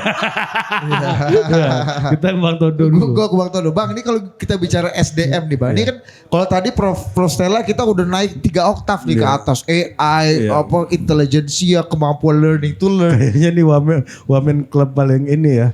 Inspiratif. Sophisticated. Namanya aja udah Bang Todo, tuduhnya banyak. To do list. Ya. Iya. Bang ini problem kita bicara manufacturing, bicara industrialisasi ya kan. To do listnya banyak nih, terutama soal SDM. Kan kita beberapa waktu lalu kan kita punya, berisik tunggu lagi aja. Gue gak nyangka Prof jago. Ngompak nih jago. Bro. Tadi ingat gak ditanya, Kak Prof pernah ditanya, udah pernah ketemu sama teman-teman Cipayung? Udah pernah sekali. Baru sekali udah begini Kak Prof ini. Udah berkali-kali. Dan kenapa bos? Kenapa cuma sekali? Karena kata teman-teman Cipayung, kalah canggih kita olahnya nih. Kalah canggih kita olah. Iya kan? Langsung komputer kita. Tadi apa bahasanya? Kerja pertama asisten profesor kan? Udah bilang. Gue bilang Yang pertama angkat tas senior. sama ngantarin proposal senior. Sama satu lagi antarin proposal senior. Antarin proposal senior. Bener deh. Iya kan, jadi paten bos. Jadi anak-anak yang ketemu Cipayung langsung masuk Santa Ursula semua nanti. Biar trajektorinya sama. Gue balik ke Bang Todo dulu. Bang, Abang kerja pertama abang apa Bang? Abang kerja pertama Itu abang. tadi antar proposal senior. Kalau dia angkat tas senior. Angkat tas Beliau senior. Asisten profesor. Oh, dia bilang beda. Iya. Jadi kita udah ke 3 oktav di atas, kita turunin dulu Bang, balik lagi. Kelihatan bedanya, yang tukang angkat sama tukang antar. Bang, bukan bedanya ada tapi dua ini harus kolaborasi Bang. Iya. Kalau angkat nggak diantar nggak bisa, kalau diantar nggak diangkat juga nggak bisa Bang. Iya. Bang, saya tukang bacanya Bang. Dia yang yes or no. Ini tinggalin aja Pak. Iya, ini terima. Coba langsung. Lupa gue nanya apa. Investasi sumber daya manusia, Bos. Gimana lu ah? Sumber Oke. Oh, SDM. Bicara sumber daya manusia nih Bang. Ini kan ini nggak usah sophisticated. Ini ada dulu nih Bang. Ini soal SDM ini ada dulu apa enggak? Karena beberapa waktu lalu misalnya kita punya pengalaman dan punya ketakutan soal tenaga kerja asing asal Tiongkok gitu yang banyak sekali masuk sini karena ya gimana investornya barangnya nggak ada, dia percaya sumber daya manusianya lebih paten, lebih cepat, lebih comply misalnya.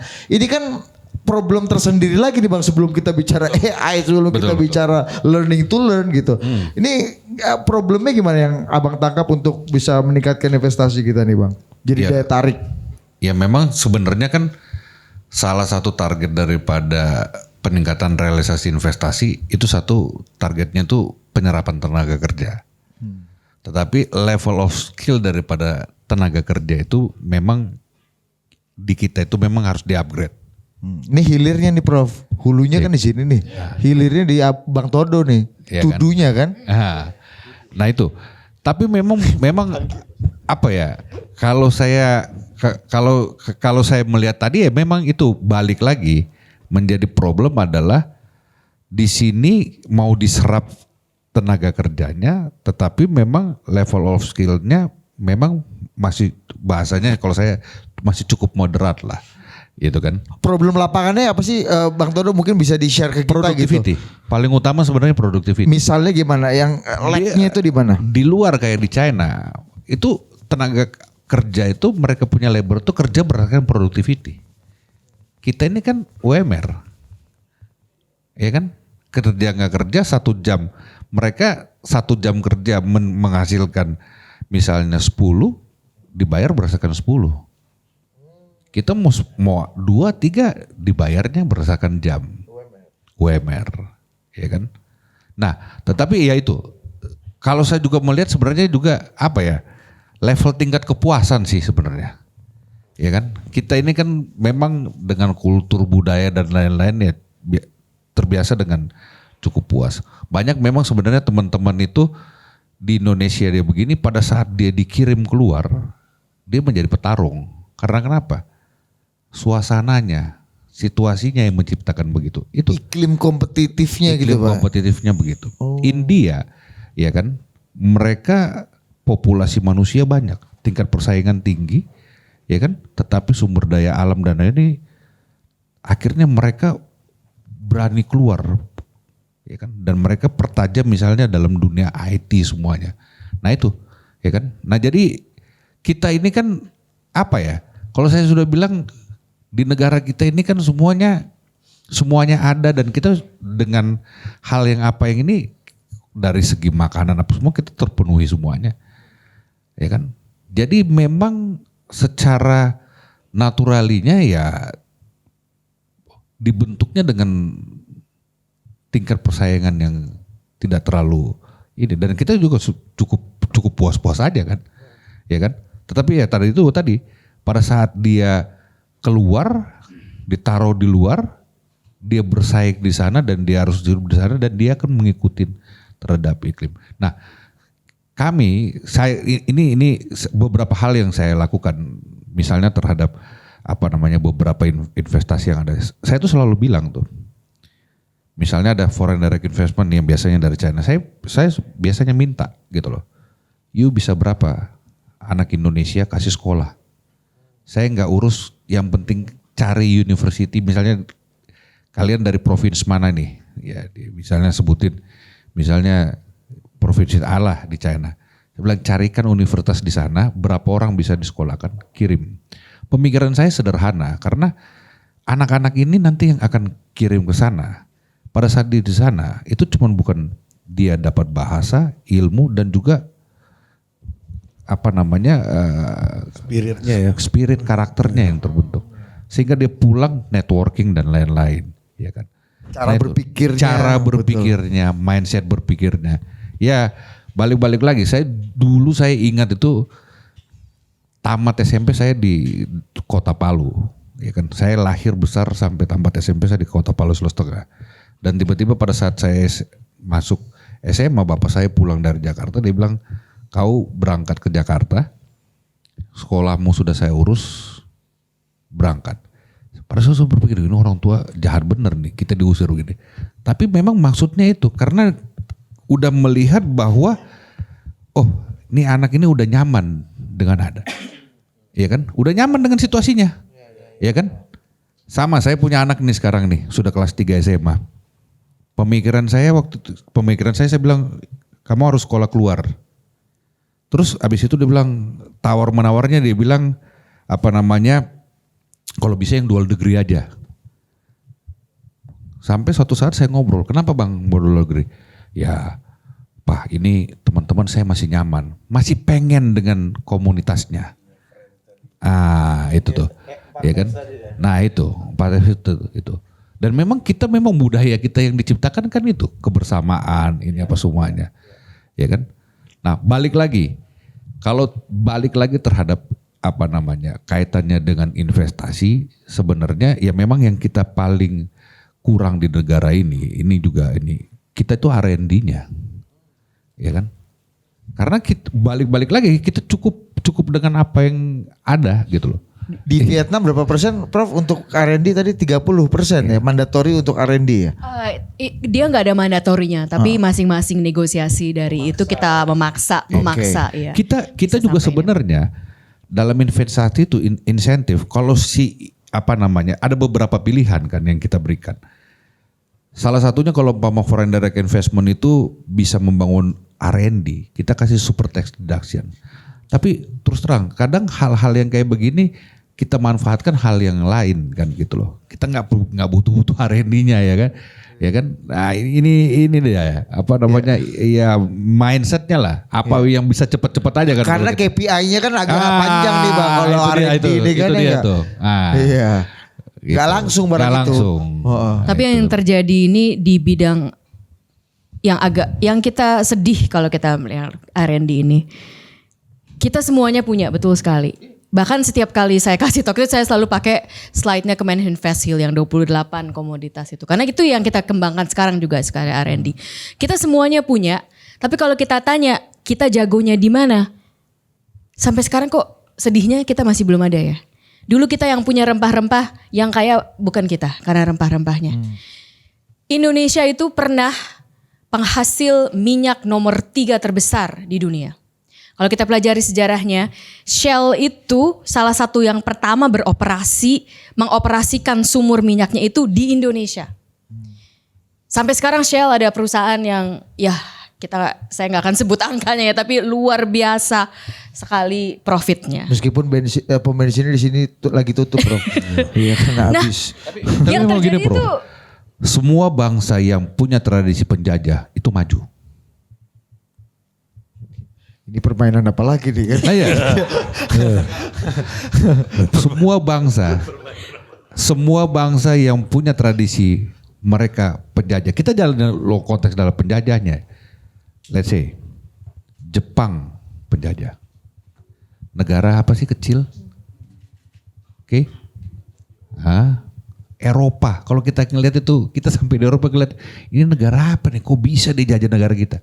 Semua negara yang menjajah itu negara maju. Kita bukannya dulu. Dan Amerika itu adalah kumpulan daripada orang-orang yang menjajah ketemu situ. Itulah makanya nenek moyangnya ada di situ sudah. Kita bukannya dulu jajah timur-timur bang. Nah kalau kita nggak punya R&D-nya itulah yang terjadi ya. kita selama-lamanya cuma jual cepat saja istilahnya. Iya, iya. Nah jadi jual cepat, ambil, habis, kita sendiri tidak punya kemampuan untuk mengolahnya. Itulah yang terjadi dan itu benar-benar harus kita ubah. Jadi jangan ngeluh sekarang kita cuma pasar, kita cuma jadi market. Ya karena kita nggak pernah ngembangin R&D-nya. Prof, tapi dulu Tum Fikar ini dulu fokus di industri pengolahan ini, Prof. Bukan industri pengolahan. Bisnis jasa. Itu Namanya services ya, benar. itu namanya jasa Jaskom dan Jastum. Jasa komunikasi dan jasa pertemuan. Tapi ada berita bagus berita. Iya. Kita 1 tahun perlu ada berita bagus dong. Iya. Tadi yang dari tadi bagus semua kok, Bro. Oh, terima kasih deh. Tadi yang Bang Todo bilang untuk memintakan industri-industri yang investasi di Indonesia untuk menyekolahkan di luar negeri, itu kita lakukan secara masif di Kemendikti-Saintek. Ini kita mesti barengan mungkin Bang. Misalnya Sebenarnya kita sudah tanda tangan kemarin. Iya sudah tangan kemarin yang di Bandung iya, itu. Betul, Iya. betul kita sudah tangan. Dan ini kita lakukan secara masif, jadi banyak sekali industri-industri yang sangat bersedia memberikan beasiswa, terutama sekali yang sedang kita galakan itu dengan politeknik kita. Karena vokasi ini sangat cepat menghasilkan yang bisa Quick mereka win dengan ya. industri, quick win ya.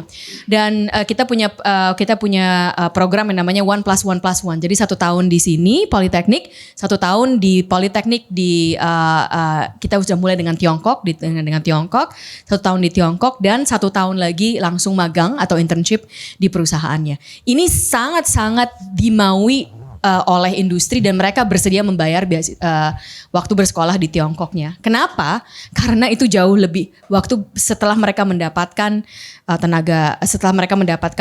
kalau tenaga kerjanya itu tenaga kerja ahli yang asal dari Indonesia, biayanya untuk mereka jauh lebih murah daripada mendatangkan tenaga kerja ahli dari Tiongkok untuk bekerja di perusahaan di sini. Investasi untuk mereka Iya, juga untuk pasti untuk sebenarnya. masih sangat. Jadi itu buat mereka sangat mau.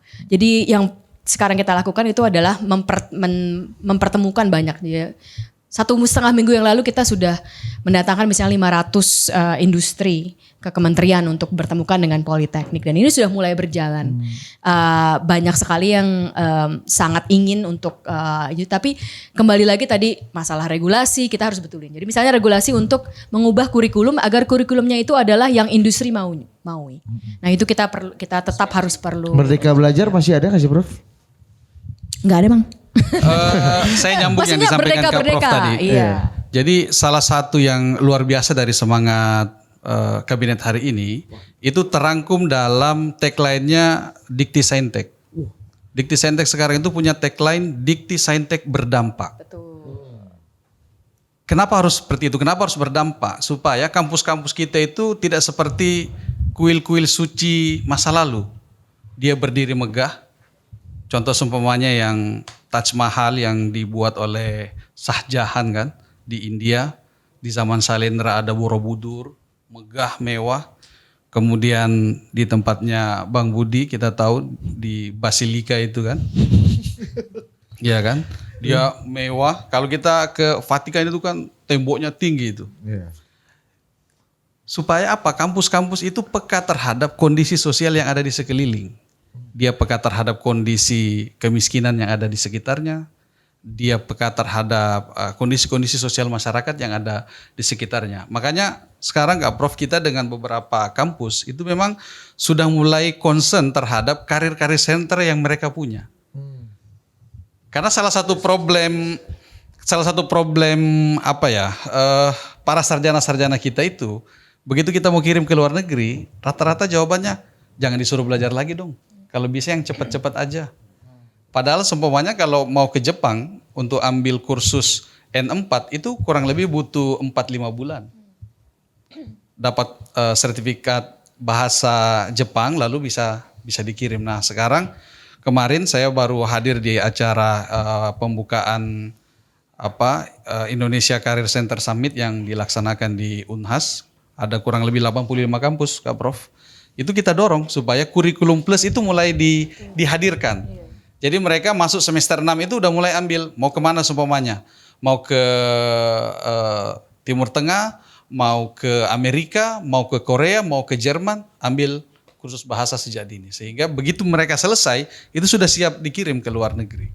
Bang, pasar luar negeri mana yang udah diidentifikasi atau mungkin perlu direvitalisasi menjadi potensi besar buat para pekerja migran kita? Saudi lah. Sekarang kita serius menggarap, arahan Bapak Presiden itu serius menggarap pasar Eropa. Makanya kemarin waktu di sidang kabinet itu hospitality dan welder beliau mention langsung. Setuju saya itu, Tum. Kita lagi serius membuka pasar Eropa. Makanya kemarin Ibu Wamen, Ibu Christina ke Jerman. Kami dengan teman-teman Kemenlu itu ke 5 negara. Saya perlu sebut Bang? Boleh. Mana ya Bang? Kita ke Amsterdam, Belanda, kemudian kita ke Austria, Vienna, kemudian ke Bratislava, Slovakia, kemudian ke Polandia, Warsawa, lalu terakhir di Bukares, Rumania. Nah saya itu pengalaman Tum ya. Kan kemarin baru ngirim 8 anak ke Portugal untuk belajar sepak bola selama 1 tahun Bang Todo. Dan di situ memang berbeda ya kultur dan lain-lainnya dalam pemahaman sepak bola ya. Tapi yang pengen saya omongin adalah ngurus visa studinya gampang banget sekarang.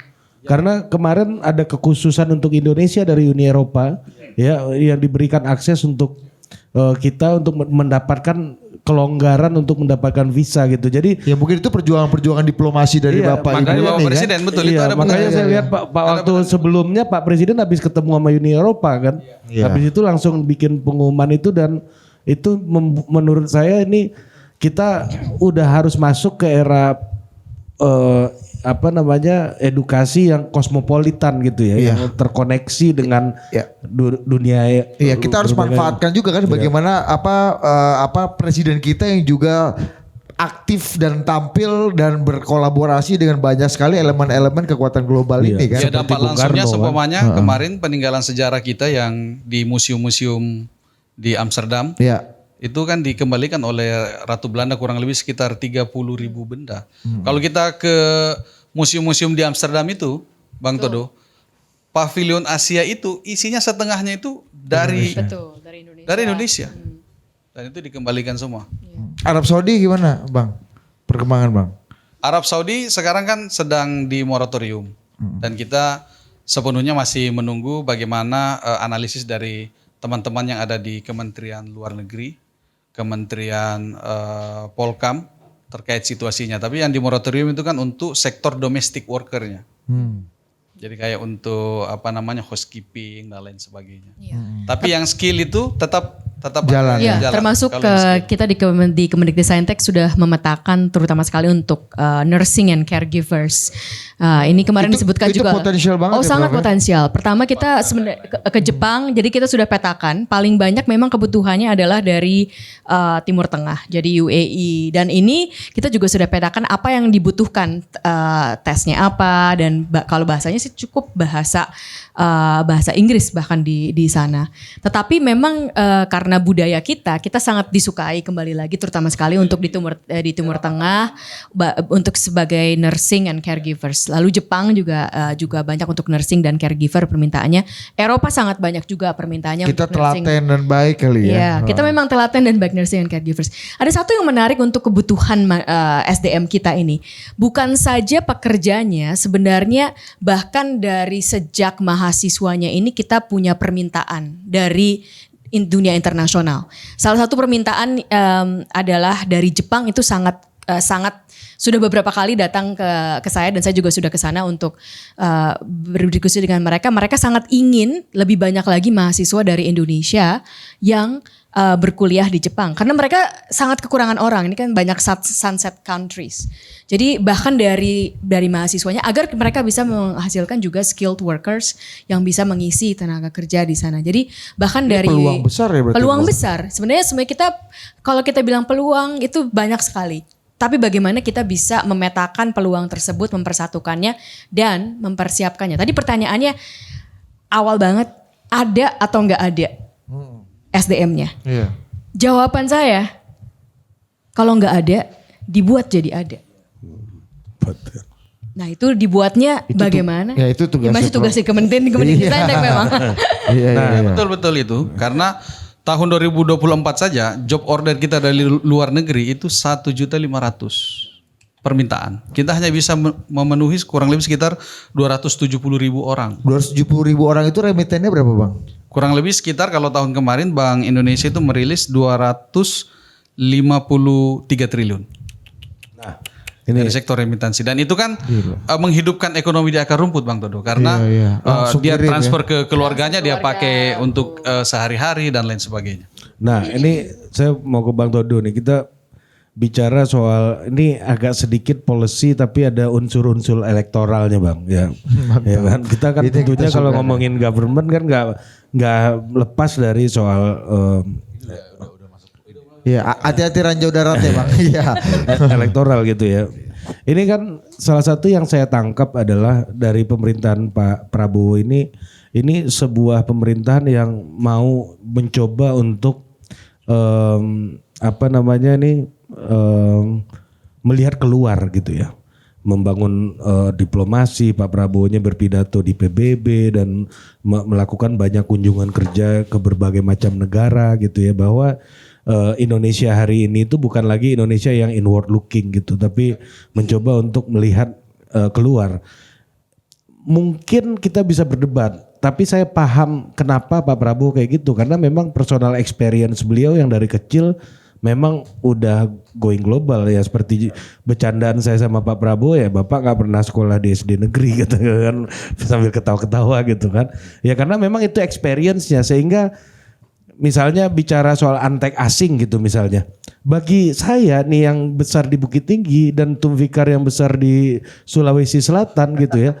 Antek asing ini kan sesuatu yang abstrak dan jauh di luar sana. Ah masa sih iya gitu kan? Masa ada apa sih antek asing gitu. intervensi asing dari Iya, tapi kan bagi Pak Prabowo yang punya experience dengan global society, beliau mungkin waktu mudanya udah ketemu CIA gitu misalnya kan. Udah ketemu, udah digalang, udah hadap-hadapan gitu. Ini kan ada gap of experience antara yang memimpin dengan yang dipimpin gitu. Nah, sekarang orientasi yang tidak inward looking ini gitu, gimana menjelaskannya sebagai sebuah potensi elektoral Bang ya. Bagaimanapun kan pemerintahan yang berhasil tidak hanya dihitung dari KPI keberhasilan teknokratik, tapi dia juga harus politically sound gitu. Dia harus juga punya dampak elektoral yang membuat outputnya adalah kepuasan publik dan pemerintahan hari ini, dan kekuatan politik yang mendukung pemerintahan hari ini kembali dipilih di pemilu selanjutnya gitu. Gimana Bang perspektif dari Bang Todo? Iya, karena jalannya adalah banyak yang orang mengira dan berpikir bahwa jalan yang dipakai Pak Prabowo jalannya agak terjal gitu. Berat pertanyaannya. Tadi kata Iya. Tapi kan kalau humor terus malah saya dikomplain penonton saya Bang. Bang ini lagi silat-silat otot. Iya kan. Tolong biar bisa ngimbangin Prof Bang kan. Tolonglah. Iya, jangan gitu-gitu kali lah. Tapi begini, kalau menurut saya setiap pemimpin itu punya karakter. Ya kan? Kenapa bahwa dia dipimpin itu ada right kepercayaan yang diberikan sama dia. Ya kan, di Indonesia juga begitu, macam-macam ininya. Dan memang buat saya, kalau saya ngelihat gaya kepemimpinan dan lain-lain itu hal yang biasa, ya kan. Karena sebenarnya negara kita ini juga bukan cuman karena berbicara terhadap titik sentralnya di kepemimpinan itu sendiri, ya kan. Tetapi drivable-nya, ya kan. Kalau kayak presiden sekarang ini Pak Prabowo ini kan semua beliau itu punya cara berpikir yang besar dan memang mau pengen cepat gitu kan. Nah tinggal nanti dilihat kemampuan ritmenya daripada execute-nya seperti apa. Ya kan, tantangan besar para pembantu beliau yang di kabinet ini sekarang untuk bisa cepat menerjemahkan. Ya kan, cepat menerjemahkan apa keinginan besar beliau. Ya kan. Keinginan beliau ini sebenarnya menurut saya hal-hal yang memang terukur, kalau memang bisa para pembantunya juga bisa cepat memahamin. Dan dalam biasa, kalau kita dalam karakter biasa ada yang tumbuh, misalnya saya salah satu misalnya tumbuh dalam pernah di korporasi, pernah di entrepreneur sendiri, pengusaha dan lain-lain. Kita terbiasa dengan melihat kepemimpinan begini arahnya bagaimana itu terbiasa gitu loh. Adaptif ya Bang. Adaptif ya kan. Dan memang buat saya Pak Prabowo itu dari pertama ini kadang kalau kita di directionnya beliau itu pada saat berbicara ya kan beliau kan berapa kali ketemu kan cepat tuh. Ada ini kerjakan, ini kerjakan. Ya kan? Dan langsung 1.000, 2.000, nah 7.000. Wah gitu kan. Gitu loh. Ya itu biasa dalam kalau pama kita yang ini yang penting sebenarnya kalau pama selalu message saya ini kalau saya ngelihat adalah yang penting lu kerjain dulu whatever the best. Tetapi endorsementnya pemikirannya dia itu harus kita jalankan dulu, nanti akan ketemu seperti apa, ya kan? Nah, masing-masing kepemimpinan dan nanti itu kan berbicara negara kita ini kan berbicara itu nanti kan setelah setiap 5 tahun sekali lah, kan proses demokrasinya. Dan kurang lebih sebenarnya kalau saya ngelihat masa transisi yang dijalankan oleh Pak Prabowo ini 1 tahun pertama ini cukup sangat soft landing banget ya kan dalam peralihan ini ya. Ya jadi menurut saya kalau berbicara terhadap elektoral semuanya satu hal sih yang saya lihat dari Pak Prabowo itu memang beliau itu benar-benar memberikan hati dan pemikirannya. Itu sebenarnya saya nggak tahu, saya kalau Pama itu selalu merasakan itu gitu loh. Directionnya bahwa beliau itu mau selalu memikirkan urusannya rakyat. Ya kan, program-programnya itu memang benar-benar urusannya pemikirannya rakyat. Ya kan, bagaimana sekolah, makan gizi gratis, semuanya. Itu memang naluri ya. Nah, yang terbaru nih Bang, kasus Wus. Iya. Nah, ini kan Pak Luhut bilang udah busuk barang tuh sampai ke saya gitu kan. Nah Pak Purbaya bilang nggak ditanggung, ini APBN gimana gitu ya. Nah ini kan juga apakah ini tidak menjadi presiden gitu ya ketika ada loan atau apa gitu investasi dalam infrastruktur di Indonesia ini jadi ada ketidakpastian gitu misalnya. Dan ketika, itu gimana kita mau ngajak investasi ya? Di satu sisi memang dalam negara itu apalagi kita memang model politiknya demokrasinya yang sudah terbuka bebas-bebas aja sih saya pikir buat saya sih perdebatan yang kayak begitu dalam case-case yang lain ya kan nggak ada intinya sebenarnya at the end itu sebenarnya balik lagi bagaimana negara kita ini menjadi kalau bicara investasi itu menjadi negara tujuan investasi, iklim investasinya kondusif. Itu yang paling penting sebenarnya. Ya kan? Kalau bicara kayak WUS itu kan saya mau bilang ya, itu sebenarnya investment strategi tapi secara kepastian secara keseluruhan globalnya itu yang harus kita lihat kan. Okay. Bagaimana orang berinvestasi di sini dengan mudah. Ya kan bagaimana investasi di sini mereka bisa lebih ke sana pada akhirnya. Oke. Bang, ini ada satu pertanyaan tentang bagaimana birokrasi dan juga desentralisasi. Beberapa waktu lalu kita pernah ngobrol dengan mantan kepala BKPM namanya Muhammad Tatib Basri. Oke. Dia cerita, gue udah narik investasi, investor udah oke, paten udah siap ya kita ya. Ya, begitu sampai di daerah nggak comply. Katanya kita ini nggak punya BKPMD. Iya, aku bilang itu ya Menteri Investasi sebelum ini kan Kanda Bahlil kan, itu kelebihannya Kanda Bahlil dibanding Bang Dede Profesor yang sekarang lagi di Harvard ini, karena beliau punya BKPMD. Masa sih? Emang ada sekarang? Ada, itu hippie sama HMI. Injak dulu Dinda kan. Kau mau panjang mau pendek. Gitu. Sebenarnya kalau di daerah ada namanya DPMPTSP, ya kan? Iya. DPMPTSP ini sebenarnya saya nggak tahu kalau udah dari zamannya Pak Katib apa enggak. Tetapi itu kan sebenarnya kan pelayanan satu pintu, ya kan? Kita tuh kalau itu sekarang perizinan itu kita satu lah, platformnya OSS.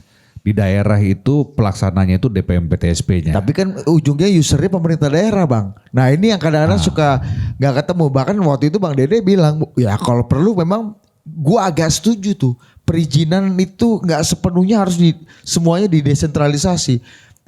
Ada kecenderungan orang seperti Hatib Basri yang sangat Liberal. pro kebebasan, deregulasi macam-macam ya. Dengan konteks Indonesia beliau berpikir bahwa kayaknya birokrasi kita terlalu rumit. Kita harus sekarang kan memang udah ditarik lagi, udah sentralisasi lagi. Semua hampir perizinan semua pengelolaan dalam satu platform. Ya kan, yang daerah pun DPMP-TSP itu pelayanan perizinan yang menggunakan platform ini juga. Ada keresahan-keresahan tertentu nggak Bang yang menurut Kementerian Investasi kayaknya ini perlu mendapatkan atensi dan evaluasi yang agak serius gitu terkait dengan birokrasi perizinan di Indonesia? Satu hal aja sih sebenarnya, waktu, jangan berbelit-belit sama kepastian. Itu aja.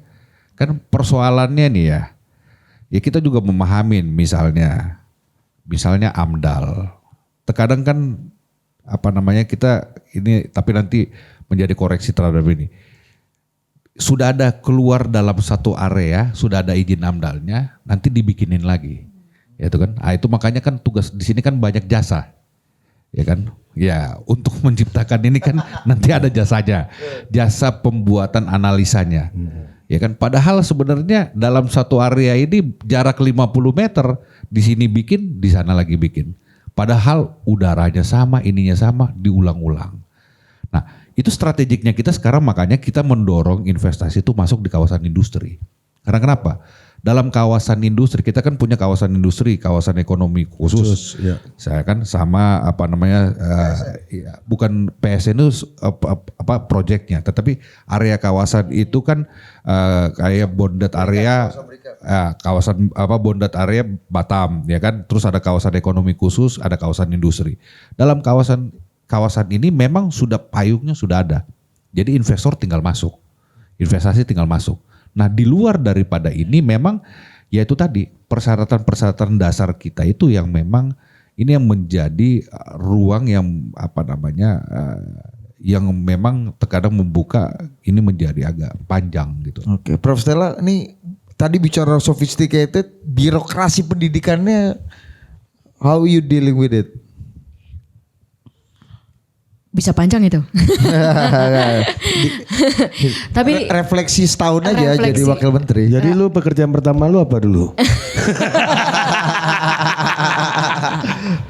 Tapi kalau kita, tapi memang ini penting ya. Kalau kita flashback, kilas balik gitu. Dulu itu satu kementerian Kemendikbudristek, Kementerian Pendidikan, Kebudayaan, Riset, gabung jadi satu semua.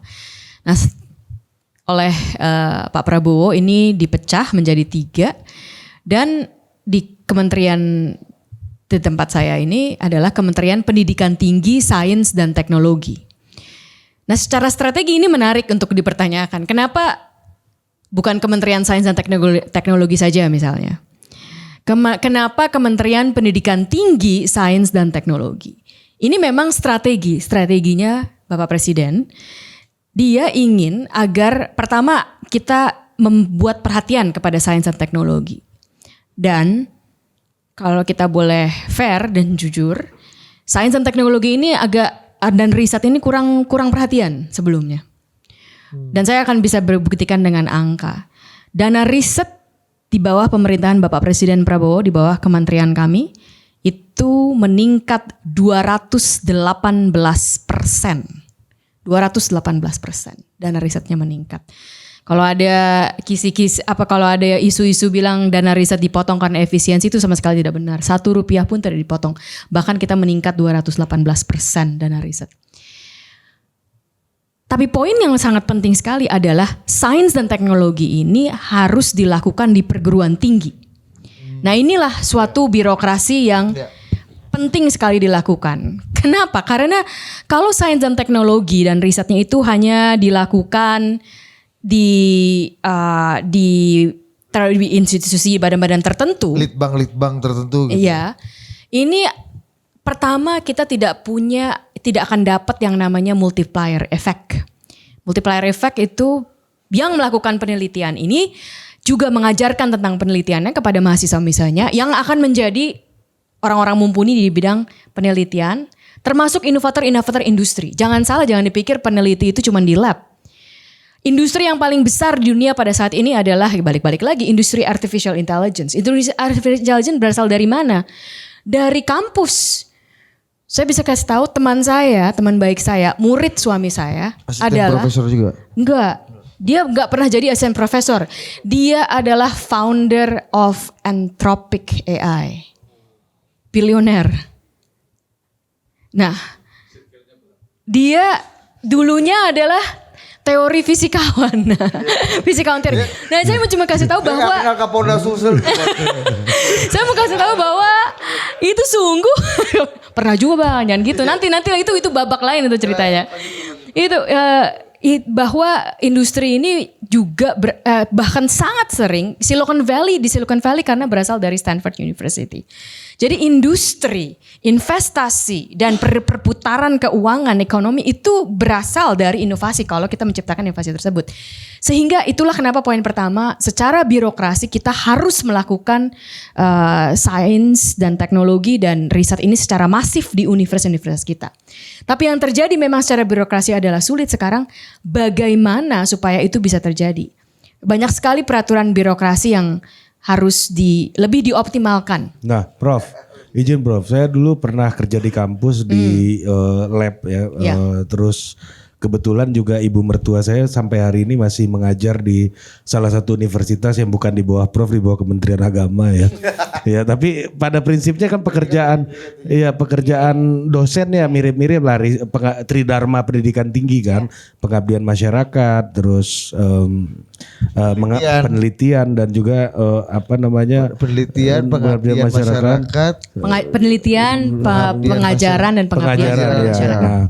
Nah, salah satu hal yang saya lihat ibu mertua saya agak mengeluh adalah ngisi-ngisi kwitansi segala macam, administrasi ini iya kan, ini administrasi iya kan, kalori di kepalanya ini 20% dipakai riset, 80% buat ini, Prof. Buat riset itu 20%. Iya, buat riset 20%. Ya ini lebih rumit nih, ya kan? Birokrasi pendidikannya ya. Iya, betul, makanya nanti dulu lah, jurnal udah belum Oma? Nanti dulu lah. Nih kwitansi masih banyak. Ini adalah memang birokrasi. Karena KPI yang ditentukan itu kita satu di dalam pemerintahan kita. Apakah bisa terhitung kwitansinya atau tidak. Ini tidak bisa dijadikan KPI untuk sebenarnya misalnya penelitian. Ini yang memang kita perjuangkan. Ini salah satu birokrasinya. Ada contoh birokrasi kedua yang sebenarnya cukup menghambat kemajuan negara kita untuk bisa menghasilkan inovasi baru. Dan tentu saja industri, pertumbuhan ekonomi berdasarkan inovasi. Tidak diberikan atau tidak diperbolehkan memberikan insentif finansial langsung kepada peneliti yang memenangkan dana hibah penelitian. Tunggu, bahasa manusia gimana coba? Bahasa manusianya, penelitian itu ada dana. Tahun ini 3,1 triliun total di bawah Kemendikti-Saintek. Nah, peraturan yang sekarang yang berlaku itu adalah dana ini kan dikompetisikan. Kompetisi tadi paling penting. Kompetisi di bidang sains juga penting. Jadi kompetisi, siapa masukkan proposal, siapa yang proposalnya paling bagus yang dapat. Nah, di best practices di seluruh dunia, paling sekali di negara maju, kalau saya menang grant, saya akan mendapatkan sekian persen dari grant tersebut langsung ke kantong saya. Ini insentif. Kalau enggak ngapain saya mau ini grant? Meneliti. Itu normal. Itu sangat normal. Di Amerika Serikat biasanya gaji untuk dosen itu hanya 9 bulan, bukan 12 bulan. Kenapa? 3 bulannya lagi sono cari grant, menang grant baru bayar diri sendiri 3 bulannya. Kalau enggak menang grant, enggak dapat gaji itu 3 bulan. Jadi itu kompetitif. Di Indonesia kompetisinya ada, tetapi rewardnya tidak dikasih, insentifnya tidak dikasih. Karena, wah itu panjang. Karenanya itulah yang kita perjuangkan. Karenanya itu ada yang merasa tidak, peneliti itu tidak sepantasnya tidak diberikan insentif, nanti moral hazard. Ini saya sangat tidak setuju. Dan satu yang sangat kami banggakan, saya dan tim bekerja keras untuk sebagian dari dana yang kita salurkan di Kemendikbudristek Dana Riset ini, kita sudah berhasil mengubah peraturannya, mengubah birokrasinya, kita memberikan insentif langsung kepada penelitinya. Up to 30%. Itu satu perubahan besar yang kita berikan. Karena gampang aja kalau nggak ada insentif ya ngapain saya. Kementerian Agama juga Prof yang di bawah Kementerian Agama. Itu belum. Itu tahap 2. Harus bicara sama Prof Nasar dulu. Ya karena di UIN kan ibu mertua beliau tuh profesor di UIN. Tapi sebenarnya semuanya Indonesia boleh meneliti. Itu salah satu contoh ya. Dan setuju kali birokrasi ini. Karena sebenarnya kalau kita berbicara soal inovasi, teknologi, R&D, riset kita, kenapa riset kita masih belum seperti Vietnam saja gitu. Dan riset ini sangat berpengaruh terhadap pertumbuhan ekonomi. Lihat saja Nobel Prize in Economics, tiga orang, Joel Mokyr, Philip Agnon, yang ketiga saya lupa namanya. Tapi mereka diberikan award Nobel Prize in Economics karena mereka memperlihatkan bagaimana inovasi teknologi itu adalah kunci pertumbuhan ekonomi yang berkelanjutan. Jadi innovation itulah kuncinya untuk innovation technology itu kuncinya untuk pertumbuhan ekonomi. Dan itu harus ada insentif bagi orang, bagi inventor-inventor. Secara itu. ini sebenarnya cuman ada 2 kalau kita lihat secara garis secara gamblangnya untuk bagaimana memajukan ekosistem perisetan kita. Uang, anggaran, dan regulasi. Jadi sebenarnya mau kementerian apapun itu 2 itu. Ada anggarannya enggak? Regulasinya bagaimana? Di riset sains pun demikian. Yeah. Ada uangnya enggak? Kita sudah naikkan 218%, tapi tetap harus lebih banyak lagi sebenarnya. Ada anggarannya. Kalau ada anggarannya, regulasinya terlalu ngejelimet, regulasinya mengikat, regulasinya memberikan insentif, tidak akan jalan itu kompetisinya. Oke, sebagai kementerian potensial apa tadi gimana? Potensial tapi belum potensial dan strategis. Iya. Kementerian strategis. Implementatifnya juga harus dijalankan. Betul, itu dari Karena regulasinya itu. Ini saya pernah ada menemukan satu case itu bicara produk yang namanya katalis, ya kan? Dilalanya ada satu pabrik yang memang itu karya anak bangsa bisa menciptakan produksi katalis. Tetapi pada saat mereka ini dan dibikin masif secara komersial, ya kan? Ini tidak mendapatkan dukungan. Keran impornya dibuka terus katalis itu. Player pemain. Jadi itu regulasi proteksi itu penting juga ya Bang. Itu termasuk dari regulasi. Sangat gitu loh. Karena memang itu tadi pada akhirnya kita ini tidak bisa menghargai karya anak bangsa sendiri, quote and quote-nya. Ya kan? Sama juga begitu. Kami ini di Kementerian Investasi sering ribut tuh. Ya kan? Sudah ada di sini yang menaruhkan investasi di sini, tetapi dalam urusan penyerapannya masih impor. Tuh, gimana Bang? Maksud tuh bahasa manusia gimana bahasa investasinya ada di sini. Oke. Ya kan? Bahkan brand dari luar nih. Ya kan ada satu brand saya ini, dia brand dari luar, dia bawa investasinya, mesinnya, teknologinya ada di sini. Oke. Tetapi selama 12 tahun mereka ada di sini, dia nggak pernah dapatkan penjualan tender barang produknya ke Indonesia. Loh. Iya. Yang menang impor terus. Impor terus. Bahkan pabriknya ada di sini. Pabriknya ada di sini, gitu loh. Makanya yang kayak begitu itu kita tanggapin, ya kan, terhadap satu institusi itu kita tegur. Kalau Pak enggak kita ributin. Sama saya waktu mengenai katalis. Instansi ini maksudnya sesama pemerintah kan Bang? Sesama pemerintah, ya kan. Sama waktu cerita katalis itu, saya bilang semua itu pokoknya semua para buyer pemain yang ada di sini, katalis itu kan plan-plan yang ada selama ini, saya bilang serap dulu ini. Kalau pemain ini sudah selesai diserap, baru buka keran impor. Nah, tatanan begini kita yang didengar. Nggak silo Bang ya. Nah, betul. Sehingga kita di sini itu. Iya, gitu loh kan. Kita menciptakan, tetapi akhirnya nggak kepake. Iya. Banyak sekali prototipe kita. Banyak, belum luar biasa. Iya kan? Ini harus diharmonisasi oleh Seskap ini Bang. Jadi memang Bang kita selama Dan karena Mas Seskap langsung ngomong. Jadi memang banget. Selama 1 tahun ini memang kita sebagai pejabat publik itu menghadapi 3 realitas. Realitas pertama itu ya realitas publik. Ya kita berhadapan dengan tuntutan dari lapangan, tuntutan dari publik. Yang berikut kita berhadapan dengan realitas birokrasi tadi. Saat tuntutan publik itu tinggi, itu berbanding terbalik dengan kemampuan birokrasi kita dalam merespon. Dan itu sudah menjadi keluhan umum lah banyak orang. Dan yang terakhir ini yang tidak kalah pentingnya, kita juga berhadapan dengan realitas media sosial.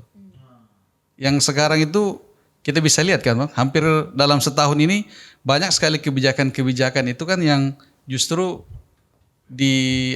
menjadi perbincangan hangat di media sosial. Tapi itu bukan berarti satu realitas dengan realitas yang lain itu saling tumpang tindih, itu bisa saling menguatkan. Kita bisa ambil contoh seumpamanya yang sempat viral itu kan yang disampaikan Ibu Sherly kan, Gubernur Maluku Utara untuk perbaikan jalan. Saya lewat di kecamatan ini kok jalannya belum diperbaiki.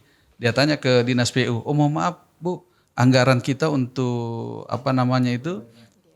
bukan untuk menginventarisasi jalan-jalan rusak, itu belum di-approve. Berapa kebutuhannya? 1,5 miliar.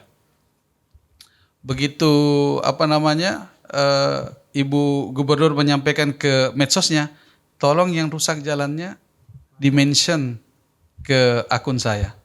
Nggak sampai 3 hari katanya daftar jalan rusak se-Maluku Utara itu udah langsung lewat medsos. Lewat medsos. Gak ada biayanya itu ya? Gak ada biayanya. Ini menjadi bukti tadi bahwa bagaimana kita sebagai pejabat publik itu menghadapi realitas-realitas 3 realitas ini menjadi sesuatu yang positif. Berarti butuh. Sama halnya dalam hal pelindungan, kontak hotline seumpamanya, hotline pelindungan pekerja migran. Mungkin direspon 3 jam, 4 jam. Maka semenjak awal kita udah perintahkan seluruh medsos tim pelindungan itu harus diaktifasi. Termasuk medsos pimpinan, menteri, wakil menteri. Dan alhamdulillah tidak sedikit yang kita selesaikan Cepat masalah pelindungannya medsosnya. itu di situ. Kadang belum kita text message sudah ada jawabannya duluan. Iya. Nah, ini punya ini. IG-nya dia belum kita text message sudah dapat duluan. Ya. Gitu. Itu namanya kalau bahasa permainannya adik baru tulis kakak subaca. Adik baru ketik kakak suprin. Nah. Oke. Itu, terima kasih sekali lagi ketiga wamen kita boleh tepuk tangan untuk Prof Stella, Bang Todo dan Bang Fikar ya. Prof Fikar. Pakai V tapi kan. Iya. Iya. Artinya adalah Bang Todo itu catatan yang dikasih anak buah Bang Todo nggak kepake barang itu baru sini Bang. Iya. Iya. Oh ini ada laporan ya. Laporan tahunan malah nggak kepake. Iya. Dan Bang Todo, iya ada ini laporan kementerian atau ke laporan wakil menteri? Ini laporan kementerian secara ofisial. Oh ini masih lama berarti. Yang cepat ya laporan wakil menteri kan. Bang Todo udah ada bos. Hati-hati Bang. Ya. Oke terima kasih sekali lagi. Sampai jumpa.